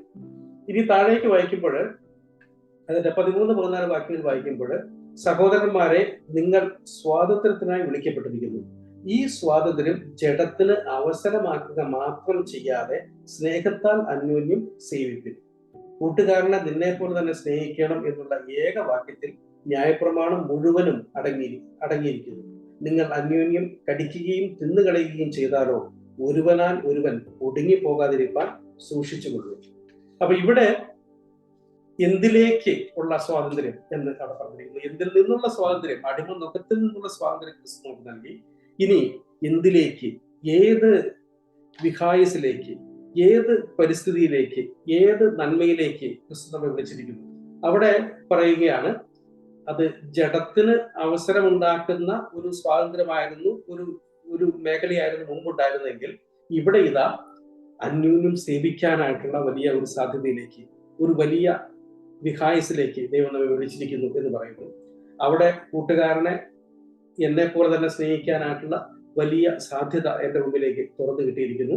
മാത്രമല്ല, ന്യായപ്രമാണത്തെ അതിന്റെ അന്തസത്തയിൽ അനുസരിക്കാനായിട്ടുള്ള വലിയ സാധ്യത എൻ്റെ മുമ്പിൽ തുറന്നു കിട്ടിയിരിക്കുന്നു. കാരണം കൂട്ടുകാരനെ നിന്നെ പോലെ തന്നെ സ്നേഹിക്കുക എന്നുള്ള ഏക വാക്യത്തിൽ ന്യായപ്രമാണം മുഴുവൻ അടങ്ങിയിരിക്കുന്നു എന്നാണ്. അപ്പോ ചില കാര്യങ്ങളിൽ നിന്ന് സ്വതന്ത്രരാക്കുകയും ചില കാര്യങ്ങൾ ചെയ്യാനായിട്ടുള്ള വലിയ ഒരു അവസരവും സാധ്യതയും നമ്മുടെ മുമ്പിൽ തുറന്നു വെക്കുകയും ചെയ്യുന്ന ക്രൈസ്തവ സ്വാതന്ത്ര്യത്തെ കുറിച്ചാണ് ഇവിടെ നമ്മൾ കാണുന്നത്. അപ്പോ ഇത് മുന്നോട്ട് പോകുമ്പോഴും മറ്റു പല ഭാഗങ്ങളുടെ റോമാലേഖനത്തിലെ 14-ാം അധ്യായത്തിലും ഒക്കെ പറയുന്ന വാക്യങ്ങളൊക്കെ വെച്ച് ചിന്തിക്കുമ്പോൾ നമുക്ക് പൊതുവിൽ 2 കാര്യങ്ങൾ അതിനെക്കുറിച്ച് ചിന്തിക്കാൻ സാധിക്കും. നമ്മുടെ പാപത്തിന്റെ അതിശക്തമായ, നമ്മെ ഞെരിച്ചമർത്തിയിരുന്ന, നമുക്ക് സ്വന്തമായിട്ട് മറികടക്കാൻ കഴിയാതിരുന്ന പാപത്തിന്റെ വലിയ അടിമത്തിൽ നിന്നാണ് ക്രിസ്തു നമ്മെ വിളിച്ചത്, നമ്മളെ സ്വതന്ത്രരാക്കിയത്. അതാണ് ക്രൈസ്തവ രക്ഷയുടെ ഏറ്റവും മഹത്വപൂർണ്ണമായിട്ടുള്ള ഒരു വശം എന്ന് പറയുന്നത്. അപ്പോ പാപം നമ്മെ ഞെരിച്ചമർത്തി, നമ്മെ സ്വതന്ത്രമായിട്ട് ചിന്തിക്കാൻ സാധിക്കാത്ത നിലയിൽ നമ്മുടെ സമസ്ത മേഖലകളെയും കീഴടക്കി, നമ്മുടെ നന്മകളെന്ന് നാം ചിന്തിച്ചിരുന്ന കാര്യങ്ങളെ പോലും തിന്മയിലേക്ക് കൊണ്ടുപോകുന്ന നിലയിൽ നമ്മുടെ മുമ്പിൽ വിപുലമായ സ്വാധീനം ചെലുത്തിക്കൊണ്ടിരുന്ന തിന്മ. റോമാലേഖനത്തിൽ പൗലോസ് 7-ാം അധ്യായത്തിലേക്ക് പറയും പോലെ, ഞാൻ അരിഷ്ട മനുഷ്യൻ എന്ന് നമ്മളെ കൊണ്ട് ബുദ്ധിയുള്ള, ചിന്തിക്കുന്ന ഏത് മനുഷ്യനെ കൊണ്ട് കരയിക്കുന്ന, അവന്റെ ഉള്ളിൽ ചെയ്യണമെന്ന് ആഗ്രഹിക്കുന്ന നന്മയും ചെയ്യാതിരിക്കുന്ന, ചെയ്തു പോകുന്ന തിന്മയും തമ്മിലുള്ള ആ വലിയ ആത്മസംഘർഷത്തിന്റെ ദുരിതപൂർണമായിട്ടുള്ള ഒരു അനുഭവത്തിൽ നിന്ന് ദൈവം നമ്മെ രക്ഷിച്ചു. അതാണ് ദൈവം കൊണ്ടുവന്നിരിക്കുന്ന വലിയ രക്ഷ എന്ന് പറയുന്നത്. ഇനി അതിന്റെ മറുവശത്ത് എന്തിലേക്ക് എന്നുള്ളത് ചോദിച്ചു കഴിഞ്ഞാൽ, അത് വലിയ ഒരു സ്വാതന്ത്ര്യമാണ്, മഹത്തായ സ്വാതന്ത്ര്യമാണ്. വാസ്തവത്തിൽ ബൈബിൾ പരിശോധിക്കുമ്പോൾ രക്ഷയുടെ മഹത്തായ സാധ്യതയുടെ വാതിൽ അങ്ങനെ ബൈബിൾ നമ്മൾ തുറന്നു വെക്കുമ്പോൾ അതിന് ഒരുപാട് വശങ്ങളുണ്ട്. അതിൽ ഏറ്റവും മനോഹരമായിട്ടുള്ള ഒരു വശം എന്ന് വെച്ചാൽ, ദൈവത്തിന്റെ മഹത്വത്തെ പ്രതിഫലിക്കാൻ സാധിപ്പിക്കുന്ന മനുഷ്യരായിട്ട് നമ്മളെ മാറ്റുന്നു എന്നുള്ളതാണ്. ക്രിസ്തുവിന്റെ പ്രതിമയോളം രൂപാന്തരപ്പെടാൻ സാധ്യതയുള്ള മനുഷ്യരായിട്ട് നമ്മെ ദൈവം തീർക്കുന്നു എന്നുള്ള വലിയ സാധ്യതയാണ്. അതാണ് നമ്മുടെ വലിയ സ്വാതന്ത്ര്യം എന്ന് പറയുന്നത്. അപ്പോൾ രക്ഷയെ കേവലം ഒരു മരിച്ച സ്വർഗത്തിൽ പോകാനായിട്ടുള്ള ഒരു പദ്ധതി എന്നുള്ള രീതിയിൽ പരിമിതിപ്പെടുത്താതെ ബൈബിൾ ഒരിക്കലും അങ്ങനെ പരിമിതിപ്പെടുത്തുന്നില്ല. പലപ്പോഴും നമ്മൾ ചിന്തിക്കുമ്പോൾ അങ്ങനെ ആ പരിമിതമായിട്ടുള്ള ചിന്തയിൽ നമ്മൾ ചിന്തിക്കുന്നു. എന്നാൽ അതിനപ്പുറത്ത് എല്ലാം നന്മയും ചെയ്യാൻ സാധിക്കുന്ന ആളുകളായിട്ട് കർത്താവിനെ നമ്മുടെ ജീവിതങ്ങൾ കൊണ്ട്, നമ്മുടെ എല്ലാ പ്രവർത്തനങ്ങൾ കൊണ്ട് എന്ന് വെച്ചാൽ, ബൈബിളിന്റെ നിയമത്തിന്റെ ഭാഷയിൽ പറഞ്ഞാൽ, നമ്മൾ തിന്നുകയും കുടിക്കുകയും ചെയ്യുമ്പോഴാണെങ്കിലും, നമ്മൾ മറ്റുള്ളവർ സംസാരിക്കുമ്പോഴാണെങ്കിലും, നമ്മൾ ജോലി ചെയ്യുമ്പോഴാണെങ്കിലും, അതിലൊക്കെ ഒരു ആരാധനയായി സമർപ്പിക്കാൻ, അതിലൂടെയൊക്കെ ദൈവത്തിന്റെ നാമത്തിന് മഹത്വവും പുകഴ്ചയും കൊണ്ടുവരുവാൻ, അതിലൂടെയൊക്കെ ദൈവമഹത്വത്തെ പ്രതിഫലിപ്പിക്കാൻ, അങ്ങനെ ദൈവമഹത്വത്തെ പ്രതിഫലിപ്പിക്കുന്ന മഹത്തായ ഒരു പ്രക്രിയയുടെ ഭാഗമായി നമ്മൾ തീരാൻ, ക്രിസ്തു എന്ന തലയോളം വളരാനായിട്ടുള്ള മഹത്തായ ഒരു വിളി, ആ വിളിയിലേക്ക്, ആ സാധ്യതയിലേക്കാണ് ദൈവം നമ്മെ കൊണ്ടുവന്നിരിക്കുന്നത്. അപ്പൊ ആ വിളി എവിടെ നിന്ന് വന്നുവെന്നും എങ്ങോട്ട് പോകുന്നുവെന്നും എന്നുള്ള ചോദ്യങ്ങൾക്കുള്ള നല്ല ഉത്തരങ്ങളാണ്. ഇതിൽ മികച്ച ഉത്തരങ്ങൾ നമുക്ക് എവിടെയും കാണാനായിട്ട് സാധിക്കുകയില്ല. അപ്പോ ഈ കാര്യങ്ങൾ മനസ്സിൽ വെച്ചിട്ട് വേണം ഇന്നത്തെ ആധുനിക സ്വാതന്ത്ര്യത്തെ കുറിച്ചുള്ള ചിന്ത ചിന്തകളുടെ പൊള്ളത്തരത്തെ നമ്മൾ മനസ്സിലാക്കാനാണ്. ഇന്ന് നിബന്ധനകൾ വേണ്ടെന്നും നിയന്ത്രണങ്ങൾ വേണ്ടെന്നും പരിധികൾക്കപ്പുറത്ത് നമുക്ക് കാര്യങ്ങൾ ചെയ്യാമെന്നും പണ്ട് ചെയ്തതൊക്കെ പാരമ്പര്യങ്ങളാണ്, സമ്പ്രദായങ്ങളാണ്, അത് കാലഹരണപ്പെട്ട ഒരു സമൂഹത്തിന്റെ ചില നിർദ്ദേശങ്ങളാണ് എന്നൊക്കെ പറയുമ്പോൾ അവിടെ നമുക്ക് നഷ്ടമാകുന്നത് ഈ ചോദ്യങ്ങൾക്ക് ഉത്തരമാണ്. എന്തിൽ നിന്നാണ് നമുക്ക് സ്വാതന്ത്ര്യം കിട്ടുന്നത്, എന്തിലേക്കാണ് ഈ സ്വാതന്ത്ര്യം നയിക്കുന്നത്? അപ്പൊ ഇത്തരത്തിലുള്ള ആസ്വാദനത്തിലുള്ള ആഹ്വാനങ്ങളിലൊക്കെ നമ്മെ വീണ്ടും പഴയ അടിമനുഖത്തിന്റെ അടിയിലേക്ക് കൊണ്ടുപോകുന്ന വഴികളായിട്ട് അത് തീരുകയാണ്. നമ്മെ നിയന്ത്രിച്ച് നിർത്തുന്ന സാത്താന്റെ തന്ത്രങ്ങളുടെയും കീഴിലേക്ക് വീണ്ടും നമ്മെ കൊണ്ടുപോവുകയാണ്. അത് നമ്മളെ ലിബറേറ്റ് ചെയ്യുകയല്ല, മോചിപ്പിക്കുകയല്ല, വീണ്ടും ബന്ധനസ്ഥനാക്കുകയാണ്. അപ്പൊ ഇത് മനസ്സിലാക്കാതെയാണ് ഇന്ന് പല ആളുകളും ചെയ്യുന്നത്. അപ്പൊ ഇന്നത്തെ കാലഘട്ടത്തെ കുറിച്ച് ക്രിസോസ്റ്റം തിരുമേനിയാണെന്ന് തോന്നുന്നു പറഞ്ഞ പ്രസ്താവന നമ്മൾ കേട്ടിട്ടുള്ളൂ. ഇന്നത്തെ കാലഘട്ടത്തെ വിശേഷിപ്പിക്കുന്നത് അവനവനിസം എന്നൊരു വാക്ക് ഉപയോഗിച്ചാണ്. അവനവനിസം എന്ന് വെച്ചാൽ ഓരോരുത്തരും അവനിഷ്ടം പോലെ ചെയ്യുക. അതൊരു പുതിയ ആശയമൊന്നും അല്ല. നമ്മള് ബൈബിളിൽ പരിശോധിക്കുമ്പോൾ നമ്മുടെ ന്യായാധിപന്മാര പുസ്തകത്തിൽ തുടർച്ചയായിട്ട് നമ്മൾ വായിക്കുന്നത് അക്കാലത്ത് ഇസ്രായേലിൽ രാജാവില്ലായിരുന്നു, ഓരോരുത്തരും തനിക്ക് ബോധിച്ചതുപോലെ ചെയ്തു എന്ന് പറയുന്ന അതേ കാര്യം തന്നെയാണ് ഇന്നത്തെ അവനവനിസമായിട്ട് മാറുന്നത്. അവനവൻ എന്താണോ ഇഷ്ടപ്പെടുന്നത് അത് ചെയ്തോളുക എന്നാണ് പറയുന്നത്. അപ്പൊ ഈ അവനവനിസം വാസ്തവത്തിൽ ആ പഴയ അടിമ മുഖത്തിന്റെ ഒരു പുതിയ മുഖം മാത്രമാണ്, ഒരു പുതിയ ചിത്രം മാത്രമാണ്. അല്ലാതെ ഒരു പുതിയ സ്വാതന്ത്ര്യവും അവിടെ നമുക്ക് ആഹ്വാനം ചെയ്യുന്നില്ല. മാത്രമല്ല, എന്തിൽ നിന്ന് നമ്മൾ മോചിതരായോ അതിലേക്ക് നമ്മെ വീണ്ടും തിരിച്ചു കൊണ്ടുപോവുകയും നമ്മുടെ സ്വാതന്ത്ര്യത്തിന്റെ പരിസ്ഥിതിയിൽ നമ്മുടെ സാധ്യതകൾ ഉപയോഗിച്ച് വളരാനായിട്ടുള്ള എല്ലാ നമ്മുടെ കഴിവുകളെയും ശേഷികളെയും നശിപ്പിക്കുകയും നമ്മുടെ വളർച്ചയെ മുരടിപ്പിക്കുകയും ചെയ്യുന്ന വഴികളായിട്ട് മാത്രം അത് നിൽക്കുകയാണ്.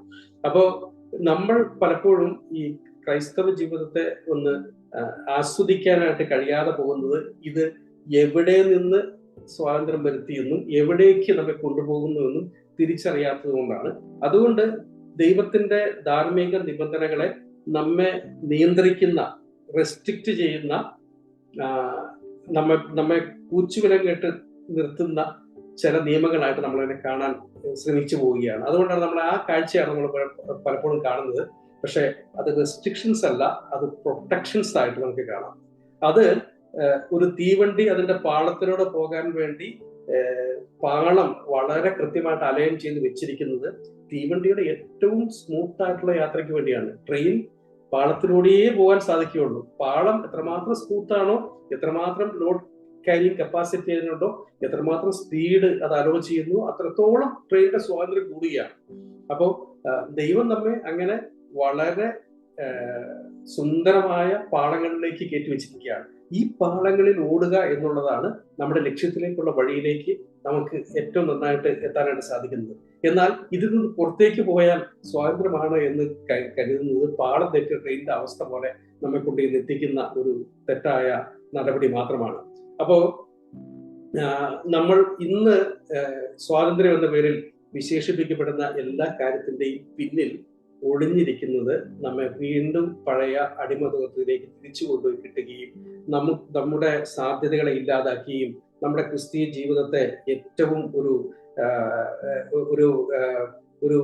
ഒട്ടും സന്തോഷമില്ലാത്ത, വളരെ ഞെരുങ്ങി ജീവിക്കുന്ന, അങ്ങനെ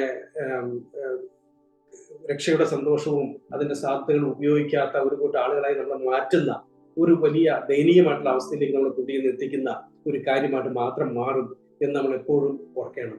കർത്താവ് പറഞ്ഞ വാക്കുകൾ നമുക്കറിയാമല്ലോ, പാപം ചെയ്യുന്നവനൊക്കെ പാപത്തിന്റെ ദാസൻ ആണെന്ന് എന്ന് കർത്താവ് പറഞ്ഞു. അപ്പോ എന്നാൽ ക്രിസ്തു നിങ്ങളെ സ്വതന്ത്രനാക്കും. അതുപോലെ തന്നെ കർത്താവ് പറഞ്ഞ മറ്റു പ്രസ്താവനയുണ്ട്, സത്യം നിങ്ങളെ സ്വതന്ത്രനാക്കും. സത്യത്തിലേക്ക് നമ്മെ നയിക്കുന്ന, ക്രിസ്തുവിന്റെ അടുക്കിലേക്ക് നമ്മൾ നയിക്കുന്ന, ക്രിസ്തുവിന് അനുരൂപമാക്കി നമ്മളെ മാറ്റുന്ന, രക്ഷയുടെ വലിയ സാധ്യതയിലേക്ക് വളരാനായിട്ട് നമുക്ക് ശക്തിയും ബലവും നൽകുന്ന ആ പുതിയ ആത്മീക പരിസ്ഥിതിക്കുള്ളിൽ, ആ നിബന്ധനയ്ക്കുള്ളിൽ ജീവിക്കുകയാണ് നമുക്ക് ഏറ്റവും നല്ലത് എന്ന് നമുക്ക് ചിന്തിക്കാം. അങ്കോള പ്രിസൺ അമേരിക്കയിലെ ലൂസിയാനയിലെ ഒരു വളരെ പ്രസിദ്ധമായിട്ടുള്ള, ഒരു പക്ഷെ കുപ്രസിദ്ധമായിട്ടുള്ള ഒരു ജയിലാണ്. ആ ജയിലിൽ ചില നാളുകൾക്ക് മുമ്പ്, ഒരു 10-25 വർഷങ്ങൾക്ക് മുമ്പ് നടന്ന ഒരു വലിയ ഒരു മാറ്റമുണ്ട്. അത് ലോക ശ്രദ്ധ ആകർഷിച്ച ഒരു മാറ്റമാണ്. അത് ആ ജയില് ഏകദേശം 18,000 ഏക്കറോ മറ്റുള്ള വലിയൊരു ജയിലാണ്, വിസ്തൃതമായ ജയിലാണ്. അപ്പൊ അവിടെ ആദ്യകാലത്ത് ആഫ്രിക്കയിൽ നിന്ന് വന്ന, അങ്കോളയിൽ നിന്നൊക്കെ വന്ന തടവുകാരെയായിട്ട് പാർപ്പിച്ചിരുന്നത്. അങ്ങനെയാണ് അങ്കോള പ്രശ്നം എന്ന് പറയുന്നത്. ഏറ്റവും ശ്രദ്ധേയമായിട്ടുള്ള കാര്യം എന്ന് വെച്ചാൽ അവിടേക്ക് അയക്കുന്ന ആളുകളൊക്കെ മിക്കവാറും മിനിമം ജീവപര്യന്തം തടവുകാരാണ്. അപ്പൊ അവർ ലൈഫേഴ്സ് എന്നാണ് അവർ വിളിക്കുന്നത്. അപ്പൊ ജീവപര്യന്തം തടവുകാരെന്ന് വെച്ചാൽ നമ്മുടെ നാട്ടിലെ പോലെ കുറച്ച് കഴിയുമ്പോൾ ജീവപര്യന്തം അവസാനിച്ച് പുറത്തു വരുന്നു എന്നുള്ള ഒരു ചിത്രമല്ല അവിടെയുള്ളത്. അവിടെ ജീവപര്യന്തം വെച്ച് ജീവിതാവസാനം വരെ എന്നാണ്. അപ്പോൾ ശിക്ഷിക്കപ്പെട്ട് കഴിഞ്ഞാൽ അവർക്ക് പിന്നെ പുറത്തേക്ക് വരാൻ സാധിക്കില്ല. മിക്കവാറും പരോള് പോലും നിഷേധിക്കപ്പെട്ട ആളുകളായിരിക്കും. മിക്കവാറും കൊലപാതകങ്ങൾ, ഒന്നിലധികം കൊലപാതകങ്ങളോ അല്ലെങ്കിൽ നിഷ്ഠൂരമായിട്ടുള്ള കൊലപാതകങ്ങളൊക്കെ ചെയ്ത ആളുകളാണ് അവിടെ അയക്കുക. അപ്പൊ ഇങ്ങനെയുള്ള ആളുകളായിരുന്നു അവിടെ തടവുകാർ. ഈ തടവുകാർ തമ്മിൽ എന്നും പ്രശ്നമാണ്. എന്ത് പ്രശ്നം വെച്ചാൽ ഇങ്ങനെയുള്ള ആളുകളല്ലേ വന്നിരിക്കുന്നത്. അപ്പൊ ഇവര് തമ്മിൽ എന്നും ബഹളവും അടിയും കത്തിക്കുത്തും, രക്തം ചൊരിയാത്ത ദിവസങ്ങളില്ല. 6,000-ലധികം തടവുകാർ അവിടെയുണ്ട്. ഈ തടവുകാര് സംഘം ചേർന്ന് ആക്രമിക്കുക, അങ്ങനെ ക്രമസമാധാന പ്രശ്നങ്ങളില്ലാത്ത ഒരു ദിവസം പോലുമില്ല. പല സമയത്തും വെടിവെപ്പ് ഉണ്ടാവുന്നു, ജയിലർമാർ കൊല്ലപ്പെടുന്നു, ജയിലർമാരെ തടവുകാരെ വെടിവെക്കുന്നു, അവർ അന്യോന്യം വെടിവെക്കുന്നു, അങ്ങനെ രക്തം വീഴാത്ത ദിവസങ്ങളില്ല. അത്രമാത്രം കുപ്രസിദ്ധി ആർജിച്ച ഒരു ജയിലായിരുന്നു അങ്കോള പ്രസൻ എന്ന് പറയുന്നത്. അപ്പൊ ഇവിടെ ജോലി ചെയ്യുക എന്നുള്ളത് ജയിൽ ജീവനക്കാരെ സംബന്ധിച്ചിടത്തോളം വലിയ ദുസ്വപ്നം പോലത്തെ ഒരു കാര്യമായിരുന്നു. എങ്ങനെയും അവിടേക്ക് പോകരുത് എന്നാണ് അവരുടെ ചിന്തയുണ്ടായിരുന്നത്. അപ്പൊ അവിടേക്ക് ഒരു ഒരു വിശ്വാസിയായ മനുഷ്യൻ അതിന്റെ ജയിൽ വാർഡനായിട്ട്, ചീഫ് വാർഡനായിട്ട് വരികയാണ്. അദ്ദേഹത്തിന് ഒരു ബേൾകെയിൻ എന്നാണ്, ബേൾകെയിൻ. അപ്പൊ ബേൾകെയിൻ അവിടെ ജയിലറായിട്ട് വരുന്നു. അപ്പൊ അദ്ദേഹം ഒരു വിശ്വാസിയാണ്. അദ്ദേഹത്തിന്റെ അമ്മ അദ്ദേഹത്തോട് പറഞ്ഞു, നീ ജയിലിൽ പോയി കഴിഞ്ഞാൽ ചെയ്യേണ്ട ഒരു കാര്യം എന്ന് വെച്ചാൽ നിനക്ക് പറ്റാവുന്നിടത്തോടൊക്കെ സുവിശേഷം പറയുക, അവരെ കർത്താവിലേക്ക് നയിക്കുക, അത് നിന്റെ ഉത്തരവാദിത്തമാണെന്ന് അമ്മ പറഞ്ഞിട്ടുണ്ട്. അപ്പൊ അദ്ദേഹം ഇവിടെ വന്നപ്പോൾ ഇവിടുത്തെ സ്ഥിതിയെ കണ്ടപ്പോൾ അദ്ദേഹത്തിന് ആകപ്പാടെ വലിയ വിഷമമായി. എന്ത് ചെയ്യണമെന്ന് അറിയില്ല. അപ്പോ അദ്ദേഹം ആദ്യമൊക്കെ ഇങ്ങനെ കുറച്ച് മിണ്ടാതെക്കിരുന്നു. പിന്നെ മനസ്സിലായി ഞാനിത് ചെയ്യുന്നത് വലിയ ഒരു ദോഷമാണ്, എനിക്ക് എന്നെ കൊണ്ട് പറയാൻ പറ്റുന്ന കാര്യത്തിൽ ഞാൻ ചെയ്യുമെന്ന് പറഞ്ഞു. അദ്ദേഹം പതുക്കെ സുവിശേഷം പറയാനാണ് തുടങ്ങിയ ആളുകളോട്. പ്രത്യേകിച്ച് ഈ കൊലക്കുറ്റത്തിന് വിധിക്കപ്പെട്ട് അങ്ങനെ കണ്ടംപ്റ്റ് ആയിട്ടുള്ള ആളുകളുണ്ട്, അവരങ്ങനെ വധശിക്ഷയ്ക്ക് വിധിക്കപ്പെട്ട ആളുകളാണ്. അപ്പൊ അവരുടെ അടുത്തൊക്കെ പോകുമ്പോൾ വധശിക്ഷയ്ക്ക് മുമ്പ് അദ്ദേഹം ഇവരോട് സുവിശേഷം പറയും. അങ്ങനെ അവരിൽ വലിയ മാറ്റങ്ങൾ കാണുന്നത് അദ്ദേഹം കണ്ടു. അപ്പൊ അദ്ദേഹം ശ്രമിച്ചൊരു കാര്യം എന്ന് വെച്ചാൽ ഇവര് സംസാരിച്ചപ്പോൾ ഒരു കാര്യം മനസ്സിലായി, ഇവർക്ക് പലർക്കും വായിക്കാൻ പോലും അറിയില്ല, എഴുത്തും വായന അറിയില്ല. അപ്പൊ ഇവരെ എങ്ങനെയെങ്കിലും സ്വാധീനിക്കണം എന്ന് അദ്ദേഹം തീരുമാനിച്ചു. അദ്ദേഹം ഗവൺമെന്റിലേക്ക് എഴുതി ഇവിടെ പഠിപ്പിക്കാനായിട്ട് സംവിധാനം വേണമെന്ന് പറഞ്ഞു. ഗവൺമെന്റ് പറഞ്ഞു, ഈ ജീവപര്യന്തം തടവുകാരെ പഠിപ്പിച്ചിട്ട് എന്ത് ഗുണം കേട്ടാണ്, അവരെ കൊണ്ടൊരു നന്മയും ആർക്കും കിട്ടാൻ പോകുള്ള, അവരെ പഠിപ്പിക്കാൻ പണ്ടൊന്നുമില്ലെന്ന് പറയും. അപ്പോൾ അദ്ദേഹം അവിടെ ഒരു സെമിനാരിക്കാരന് ചോദിച്ചു, അവിടെയുള്ള ഒരു ക്രിസ്ത്യൻ യൂണിവേഴ്സിറ്റി ഉണ്ട്, സെമിനാരി ഉണ്ട്, അവരോട് ചോദിച്ചു നിങ്ങൾക്ക് എന്തെങ്കിലും ചെയ്യാൻ പറ്റുമെന്ന് ചോദിച്ചു. അപ്പൊ അവർ പറഞ്ഞു, ഞങ്ങൾക്ക് ബൈബിൾ പഠിപ്പിക്കാനാവാന്ന് പറഞ്ഞാൽ ഞങ്ങൾ അവിടെ സ്കൂൾ തുടങ്ങാന്ന് പറഞ്ഞു. അങ്ങനെ ഒരു സ്കൂൾ പോലെ അവിടെ ജയിലിൽ ആരംഭിച്ചു. ആ സ്കൂൾ പതുക്കെ ഒരു ബൈബിൾ സ്കൂളായിട്ട് മാറി. അവര് ദൈവവചനം പറയാൻ തുടങ്ങി. കാൾബെയിൽ ചെയ്തൊരു കാര്യം വെച്ചാല് അദ്ദേഹം പറ്റാവുന്ന സ്ഥലങ്ങളിലൊക്കെ ദൈവവചനത്തിന്റെ വാക്യങ്ങൾ അങ്ങനെ എഴുതി വെച്ചു. ഈ തടവുകാർ നടക്കുന്ന വഴികളിൽ, അവർ ഭക്ഷണം കഴിക്കാൻ വരുന്ന സ്ഥലത്തൊക്കെ ബൈബിൾ വാക്യങ്ങൾ എഴുതി വെച്ചു. അപ്പൊ തടവുകാർ അങ്ങോട്ടും ഇങ്ങോട്ടും പോകുമ്പോഴൊക്കെ ബൈബിൾ വാക്യങ്ങൾ വായിക്കാൻ തുടങ്ങി, അവരോട് സുവിശേഷം പറയാനായിട്ട് തുടങ്ങി. ഈ വായിക്കാനും എഴുതാനും വായിച്ച ആളുകൾ ബൈബിൾ വായിക്കാൻ തുടങ്ങി. വലിയൊരു മാറ്റം ആ ജയിലിലുണ്ടായി. അത് ഒരു രീതിയിലും ആളുകളെ മാറ്റാൻ സാധിക്കുകയില്ലെന്നും ഇത്രമാത്രം കുപ്രസിദ്ധരായിട്ടുള്ള തടവുകളികൾക്ക് മാനസാന്തരം വരികയില്ലെന്നും ചിന്തിച്ചിരുന്ന സമയത്ത് അവിടെ നിന്ന് ആയിരക്കണക്കിന് ആളുകൾ രക്ഷിക്കപ്പെടാനും അവർ കുറെ പേര് സുവിശേഷ വേലയ്ക്ക് സമർപ്പിക്കപ്പെടാനും അവർ മറ്റ് ജയിലുകളിൽ പോയി തടവുകാരുടെ സുവിശേഷം പറയുന്ന ആളുകളായിട്ടൊക്കെ മാറാനൊക്കെ വലിയൊരു വഴി അങ്ങനെ തുറന്നു. അപ്പോ അതിൽ പെട്ട പല ആളുകളുമുണ്ട്. അവർ പറഞ്ഞ വാക്കുകൾ വളരെ ശ്രദ്ധേയമായ വാക്കുകളാണ്. അതിലൊരു വ്യക്തി ഉണ്ടായിരുന്നു, അദ്ദേഹത്തിന്റെ ചാൾസ് ആമോസ് എന്നാണ്. അപ്പൊ അദ്ദേഹം നിഷ്ഠൂരനായിട്ടുള്ള കൊലപാതകയായിരുന്നു. അപ്പൊ അദ്ദേഹത്തിന് ജീവപര്യന്തം തടവിന് ശിക്ഷിക്കപ്പെട്ടു വന്ന ആളാണ്.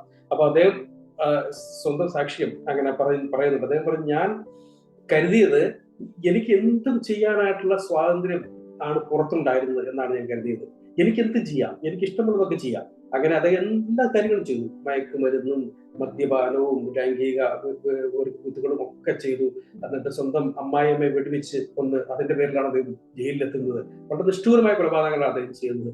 അപ്പൊ എനിക്ക് എന്തും ചെയ്യാൻ സ്വാതന്ത്ര്യമുള്ള ഈ പുറം ലോകത്ത് ഞാൻ ഫ്രീ ആയിരുന്നു, അവിടെ ഞാൻ ആസ്വദിച്ചു, ഇതാണ് എന്റെ ലോകം എന്ന് ഞാൻ ചിന്തിച്ചു. എന്നാൽ ജയിലിൽ വന്നപ്പോൾ ഒരു കാര്യം മനസ്സിലായി, ഞാനാണ് യഥാർത്ഥ അടിമ. എന്റെ വികാരങ്ങളെ നിയന്ത്രിക്കാൻ, എന്റെ തീരുമാനങ്ങളെ നിയന്ത്രിക്കാൻ കഴിവില്ലാത്ത, എന്റെ കോപത്തെ നിയന്ത്രിക്കാൻ കഴിവില്ലാത്ത, എന്റെ ആസക്തികളെ നിയന്ത്രിക്കാൻ കഴിവില്ലാത്ത ഞാനാണ് യഥാർത്ഥ അടിമ എന്നെനിക്ക് മനസ്സിലായി. ആ സമയത്താണ് എന്റെ അടുക്കിലേക്ക് സുവിശേഷവുമായിട്ട് ചില ആളുകൾ വരുന്നത്. അവരോട് സുവിശേഷം പറഞ്ഞു, അതിലൂടെ ക്രിസ്തു നൽകുന്ന സ്വാതന്ത്ര്യം എന്തെന്ന് ഞാൻ മനസ്സിലാക്കി. ഇപ്പോഴെനിക്ക് കാര്യം അറിയാം, ഞാനാണ് യഥാർത്ഥ സ്വതന്ത്രൻ. ഞാൻ പണ്ട് അടിമയായിരുന്നു. ഞാൻ പണ്ട് എൻ്റെ സ്വന്തം താല്പര്യങ്ങളെ നിവർത്തിക്കാൻ വേണ്ടി ഓടുന്ന ഓട്ടത്തിൽ ഞാൻ എന്നെ തന്നെ അടിമയെ വിൽക്കുകയായിരുന്നു. എനിക്ക് ഒരു സ്വാതന്ത്ര്യം ഉണ്ടായിരുന്നില്ല. എന്നാൽ ഇതാ ക്രിസ്തുവിലേക്ക് വന്നപ്പോൾ ഞാനിതാ സ്വതന്ത്രനായി തീർന്നിരിക്കുന്നു. ഇന്ന് എന്നെ ഞെരിച്ചമർത്തുന്ന, എന്നെ നിയന്ത്രിക്കുന്ന എന്റെ പാപ സ്വഭാവത്തിന്റെ പേരിൽ എനിക്ക് ദൈവാത്മാവ് വലിയ വിടുതൽ തന്നിരിക്കുന്നു. ഞാൻ അരിഷ്ട മനുഷ്യൻ എന്ന് എനിക്ക് പറയേണ്ടതിന് പകരം ഞാനിതാ ആത്മാവിൽ സ്വതന്ത്രം എന്ന് പറയുന്നത് സന്തോഷിക്കാൻ എനിക്ക് സാധിക്കുന്നു എന്ന് പറയുന്ന അദ്ദേഹത്തിന് സാക്ഷ്യമുണ്ട്. ഒരുപാട് ആളുകൾ അങ്ങനെ സാക്ഷ്യം പറയുന്നുണ്ട്. അപ്പോൾ എന്തായിരുന്നു അദ്ദേഹത്തിന്റെ പ്രശ്നം അദ്ദേഹം മനസ്സിലായി. അവിടെ നിന്ന് ഇവിടേക്ക് മഹത്തായ സ്വാതന്ത്ര്യത്തിലേക്ക് ദൈവം എന്നെ കൊണ്ടുപോയി എന്ന് അദ്ദേഹം തിരിച്ചറിയുകയാണ്. പ്രിയപ്പെട്ടവർ, അതാണ് ക്രൈസ്തവ സ്വാതന്ത്ര്യത്തിന്റെ ഏറ്റവും സന്തോഷകരവും മഹത്വപൂർണവുമായിട്ടുള്ള വശം എന്ന് പറയുന്നത്. അപ്പോ ഇന്നത്തെ ആധുനിക സമൂഹം, പ്രത്യേകിച്ച് നമ്മുടെ ചെറുപ്പക്കാരൊക്കെ പലപ്പോഴും ചിന്തിച്ചു പോകാം, ഈ സഭയ്ക്കുള്ള നിബന്ധനകൾ, മൂപ്പന്മാർ പറയുന്ന കാര്യങ്ങൾ, അല്ലെങ്കിൽ പിന്നെ സമൂഹത്തെ ശ്രദ്ധിച്ച് പല കാര്യങ്ങൾ ചെയ്യണം എന്നൊക്കെ പറഞ്ഞ് ചില കാര്യങ്ങളൊക്കെ പറയുമ്പോൾ ഇതൊക്കെ എന്ത് പഴഞ്ചൻ സമ്പ്രദായങ്ങളാ, ഇതൊക്കെ ഉച്ചുവിലങ്ങളാണ് എന്ന് ചിന്തിക്കരുത്. അതൊക്കെ നമുക്ക് ജീവിക്കാനായിട്ടുള്ള നല്ല പരിസ്ഥിതികൾ ഉണ്ടാക്കി തരികയാണ്. ട്രെയിനിന് ട്രാക്ക് പോലെ നമുക്ക് ഓടാനായിട്ടുള്ള സ്മൂത്ത് ആയിട്ടുള്ള ട്രാക്കുകൾ സെറ്റ് ചെയ്ത് തരികയാണ്. അതിലൂടെ പോയാൽ നമുക്ക് ലക്ഷ്യത്തിലേക്ക് എത്താം. നമ്മുടെ ലക്ഷ്യം നമ്മൾ എന്തിൽ നിന്ന് ലഭിച്ച സ്വാതന്ത്ര്യമാണ്? പാപത്തിന്റെ അടിമയായി ജീവിക്കുന്നതിൽ നിന്ന്, സ്വന്തമായി തീരുമാനമെടുത്ത് നടപ്പാക്കാൻ കഴിയാത്തതിൽ നിന്ന്, നമ്മുടെ വികാരങ്ങളെ നിയന്ത്രിക്കാൻ പറ്റാത്തതിൽ നിന്ന്, നമ്മുടെ പ്രതികാര ചിന്തയെ അടക്കാൻ പറ്റാത്തതിൽ നിന്ന്, നുണ പറയാൻ കഴിയാത്തതിൽ നിന്ന് ഒക്കെയുമുള്ള സ്വാതന്ത്ര്യമാണ് കർത്താവ് നമുക്ക് നൽകിയത്. എന്നിട്ടോ നമ്മെ എന്തിലേക്ക് കൊണ്ടുപോകുന്നു? നമ്മുടെ മുമ്പിൽ വലിയ ലക്ഷ്യം വെച്ച് സാക്ഷാൽ ലോകം കണ്ട ഏറ്റവും ഉത്തമനായ വ്യക്തിയായ ക്രിസ്തുവിനെ പോലെ ആകാൻ, ക്രിസ്തുവിന്റെ മുഖത്ത് പ്രതിഫലിക്കുന്ന ദൈവ തേജസ്സിനെ പ്രതിഫലിപ്പിക്കുന്ന ആളുകളായി തീരാൻ ഉള്ള മഹാസാധ്യതയിലേക്ക് ദൈവം നമ്മെ കൊണ്ടുവന്നിരിക്കുന്നു. അപ്പോൾ ഇതാണ് സ്വാതന്ത്ര്യം, ഇതാണ് മഹത്തായ രക്ഷ എന്ന് പറയുന്നത്. അപ്പോ ഇന്നത്തെ ആധുനിക സ്വാതന്ത്ര്യ ചിന്തകൾ അത് കേവലം പൊള്ളയായ ചിന്തകൾ തന്നെയാണ്. അത് പഴയ വീഞ്ഞിനെ പുതിയ കുപ്പിയിലാക്കി നമ്മുടെ മുമ്പിൽ കൊണ്ടുവന്ന് നോക്കുന്ന അബദ്ധങ്ങൾ തന്നെയാണ്. അതിന്റെ ചൂണ്ടയിൽ നമ്മൾ കുരുങ്ങരുത്. എപ്പോഴും ചോദിക്കുക, എവിടെ നിന്നുള്ള സ്വാതന്ത്ര്യത്തെ കുറിച്ചാണ് പറയുന്നത്? എവിടേക്ക് പോകുന്ന സ്വാതന്ത്ര്യത്തെ കുറിച്ചാണ്? ആരിൽ നിന്നുള്ള സ്വാതന്ത്ര്യത്തെ കുറിച്ചാണ്? ആരിലേക്ക് പോകുന്ന സ്വാതന്ത്ര്യത്തെ കുറിച്ചാണ്? എന്തിൽ നിന്നുള്ള സ്വാതന്ത്ര്യത്തെ കുറിച്ചാണ്? എന്തിലേക്ക് പോകുന്ന സ്വാതന്ത്ര്യത്തെ കുറിച്ചാണ് എന്ന് നോക്കുക. ആ ചോദ്യങ്ങൾ ചോദിച്ചാൽ നമുക്ക് ഇതിനുള്ള ഉത്തരങ്ങൾ വളരെ വ്യക്തമായിട്ട് കിട്ടും എന്ന് നമുക്ക് ചിന്തിക്കാം. അപ്പൊ കർത്താവ് നമ്മെ സഹായിക്കട്ടെ. ഈ ആധുനിക ചിന്തയുടെ പിടിയിൽപ്പെട്ട് നമ്മൾ സ്വാതന്ത്ര്യത്തിൽ നിന്ന് പാരതന്ത്ര്യത്തിലേക്ക് പോകാതെ സ്വാതന്ത്ര്യത്തിന്റെ എല്ലാ സാധ്യതകളും ഉപയോഗിച്ച് ജീവിക്കാൻ കർത്താവ് നമ്മെ സഹായിക്കട്ടെ. പലപ്പോഴും നമ്മുടെ സഹപ്രവർത്തകരോടും നമ്മുടെ കൂട്ടുകാരോടൊക്കെ സംസാരിക്കുന്ന സമയത്ത്, പ്രത്യേകിച്ച് വ്യക്തി സ്വാതന്ത്ര്യമായിട്ട് ബന്ധപ്പെട്ട വിഷയങ്ങൾ സംസാരിക്കുമ്പോൾ നമ്മൾ പറഞ്ഞു വരുമ്പോൾ നമ്മൾ മിക്കവാറും പിന്തിരിപ്പൻ മൂരാച്ചികളും അതുപോലെ കാലഹരണപ്പെട്ട ആളുകളൊക്കെ ആയിട്ട് മാറും. എന്നാൽ നമ്മളിന്ന് കേട്ട കാര്യം കൃത്യമാണ്. ദൈവവും ബൈബിളും നമ്മളൊന്നും വ്യക്തി സ്വാതന്ത്ര്യത്തിന് എതിരല്ല. നിബന്ധനകൾക്കും നിയന്ത്രണങ്ങൾക്കും ഒക്കെ പരിമിതികൾക്ക് വിധേയമായി ജീവിക്കാനുള്ള പ്രകൃതിയാണ് മനുഷ്യനുള്ളത്. അപ്പൊ അതിനനുസരിച്ച് ജീവിക്കുന്നതാണ് നമ്മുടെ എപ്പോഴും നന്മ എന്ന് നമ്മൾ കേട്ടു. പ്രത്യേകിച്ച് ദൈവം നമ്മുടെ സുസ്ഥിതിക്കായിട്ട് വെച്ചിട്ടുള്ള നിബന്ധനകൾക്കും നിയന്ത്രണങ്ങൾക്കും ഒക്കെ ഉള്ളിൽ നിന്ന് ജീവിക്കുന്നതാണ് എൻ്റെ നന്മ. അതാണ് യഥാർത്ഥ സ്വാതന്ത്ര്യം എന്നുള്ള കാര്യം. അതേപോലെ തന്നെ അത് പറഞ്ഞ സമയത്ത് നമ്മൾ പറഞ്ഞു, എന്തിൽ നിന്ന്, ആരിൽ നിന്ന്, എവിടെ നിന്ന്, എന്തിലേക്കുള്ള സ്വാതന്ത്ര്യം എന്നുള്ളത്. ആ ചോദ്യത്തിന് ഉത്തരം കണ്ടെത്തുന്നത് പലപ്പോഴും നല്ലതാണ്. പ്രത്യേകിച്ച് അവസാനം പറഞ്ഞ ആ ഇല്ലസ്ട്രേഷനും ആ സംഭവം നമ്മളെയൊക്കെ ചിന്തിപ്പിക്കുന്നതാണ്. സുവിശേഷത്തിന്റെ ശക്തി, ആ സ്വാതന്ത്ര്യത്തിന്റെ വലിപ്പവും ശക്തിയും ഒക്കെ ഒരിക്കൽ കൂടി നമ്മളെ ഓർമ്മിപ്പിക്കുന്നതെന്നുള്ള കാര്യം നമ്മൾ കേട്ടു. വ്യക്തി സ്വാതന്ത്ര്യത്തെ കുറിച്ചുള്ള ആധുനിക ചിന്ത, അല്ലെങ്കിൽ അത് പലപ്പോഴും നമ്മുടെ വലിയ സാധ്യതകളെ, ഒരു വിശ്വാസി എന്ന നിലയിലുള്ള ശരിക്കുള്ള സ്വാതന്ത്ര്യം ആസ്വദിക്കാൻ കഴിയുന്ന ആളുകൾ എന്ന നിലയിലുള്ള ആ സാധ്യതകളെ കെടുത്തിക്കളയാൻ സാധ്യതയുള്ള ചിന്തകളാണ് എന്നുള്ള കാര്യവും നമ്മൾ ഓർത്തു. അപ്പം അത് ഒരു മുന്നറിയിപ്പായിട്ട് നമുക്കിരിക്കുന്നു. എന്തായാലും വളരെ പ്രായോഗികമായിട്ട്, പ്രത്യേകിച്ച് ഞാൻ നേരത്തെ പറഞ്ഞ പോലെ തന്നെ നമ്മൾ പലപ്പോഴും അറിഞ്ഞോ അറിയാതെയോ ഒക്കെ ഈ കാര്യങ്ങളെ നമ്മുടെ സുഹൃത്തുക്കളോടും സഹപ്രവർത്തകരോടൊക്കെ സംസാരിക്കുന്ന കാര്യമാണ്. അപ്പൊ കുറച്ചുകൂടി തെളിവായിട്ട് നമുക്ക് തന്നെ ആ കാര്യങ്ങളെ കോൺഫിഡന്റ് ആയിട്ട് പറയുന്നതിനും സംസാരിക്കുന്നതിനും ഒക്കെ സഹായിക്കുന്ന തരത്തിലായിരുന്നു ഈ വിഷയാവതരണം എന്ന് ഓർത്ത് ഞാൻ ദൈവത്തെ സ്തുതിക്കുന്നു. ബെന്നിച്ചേട്ടനോടുള്ള നന്ദി പറയുന്നു.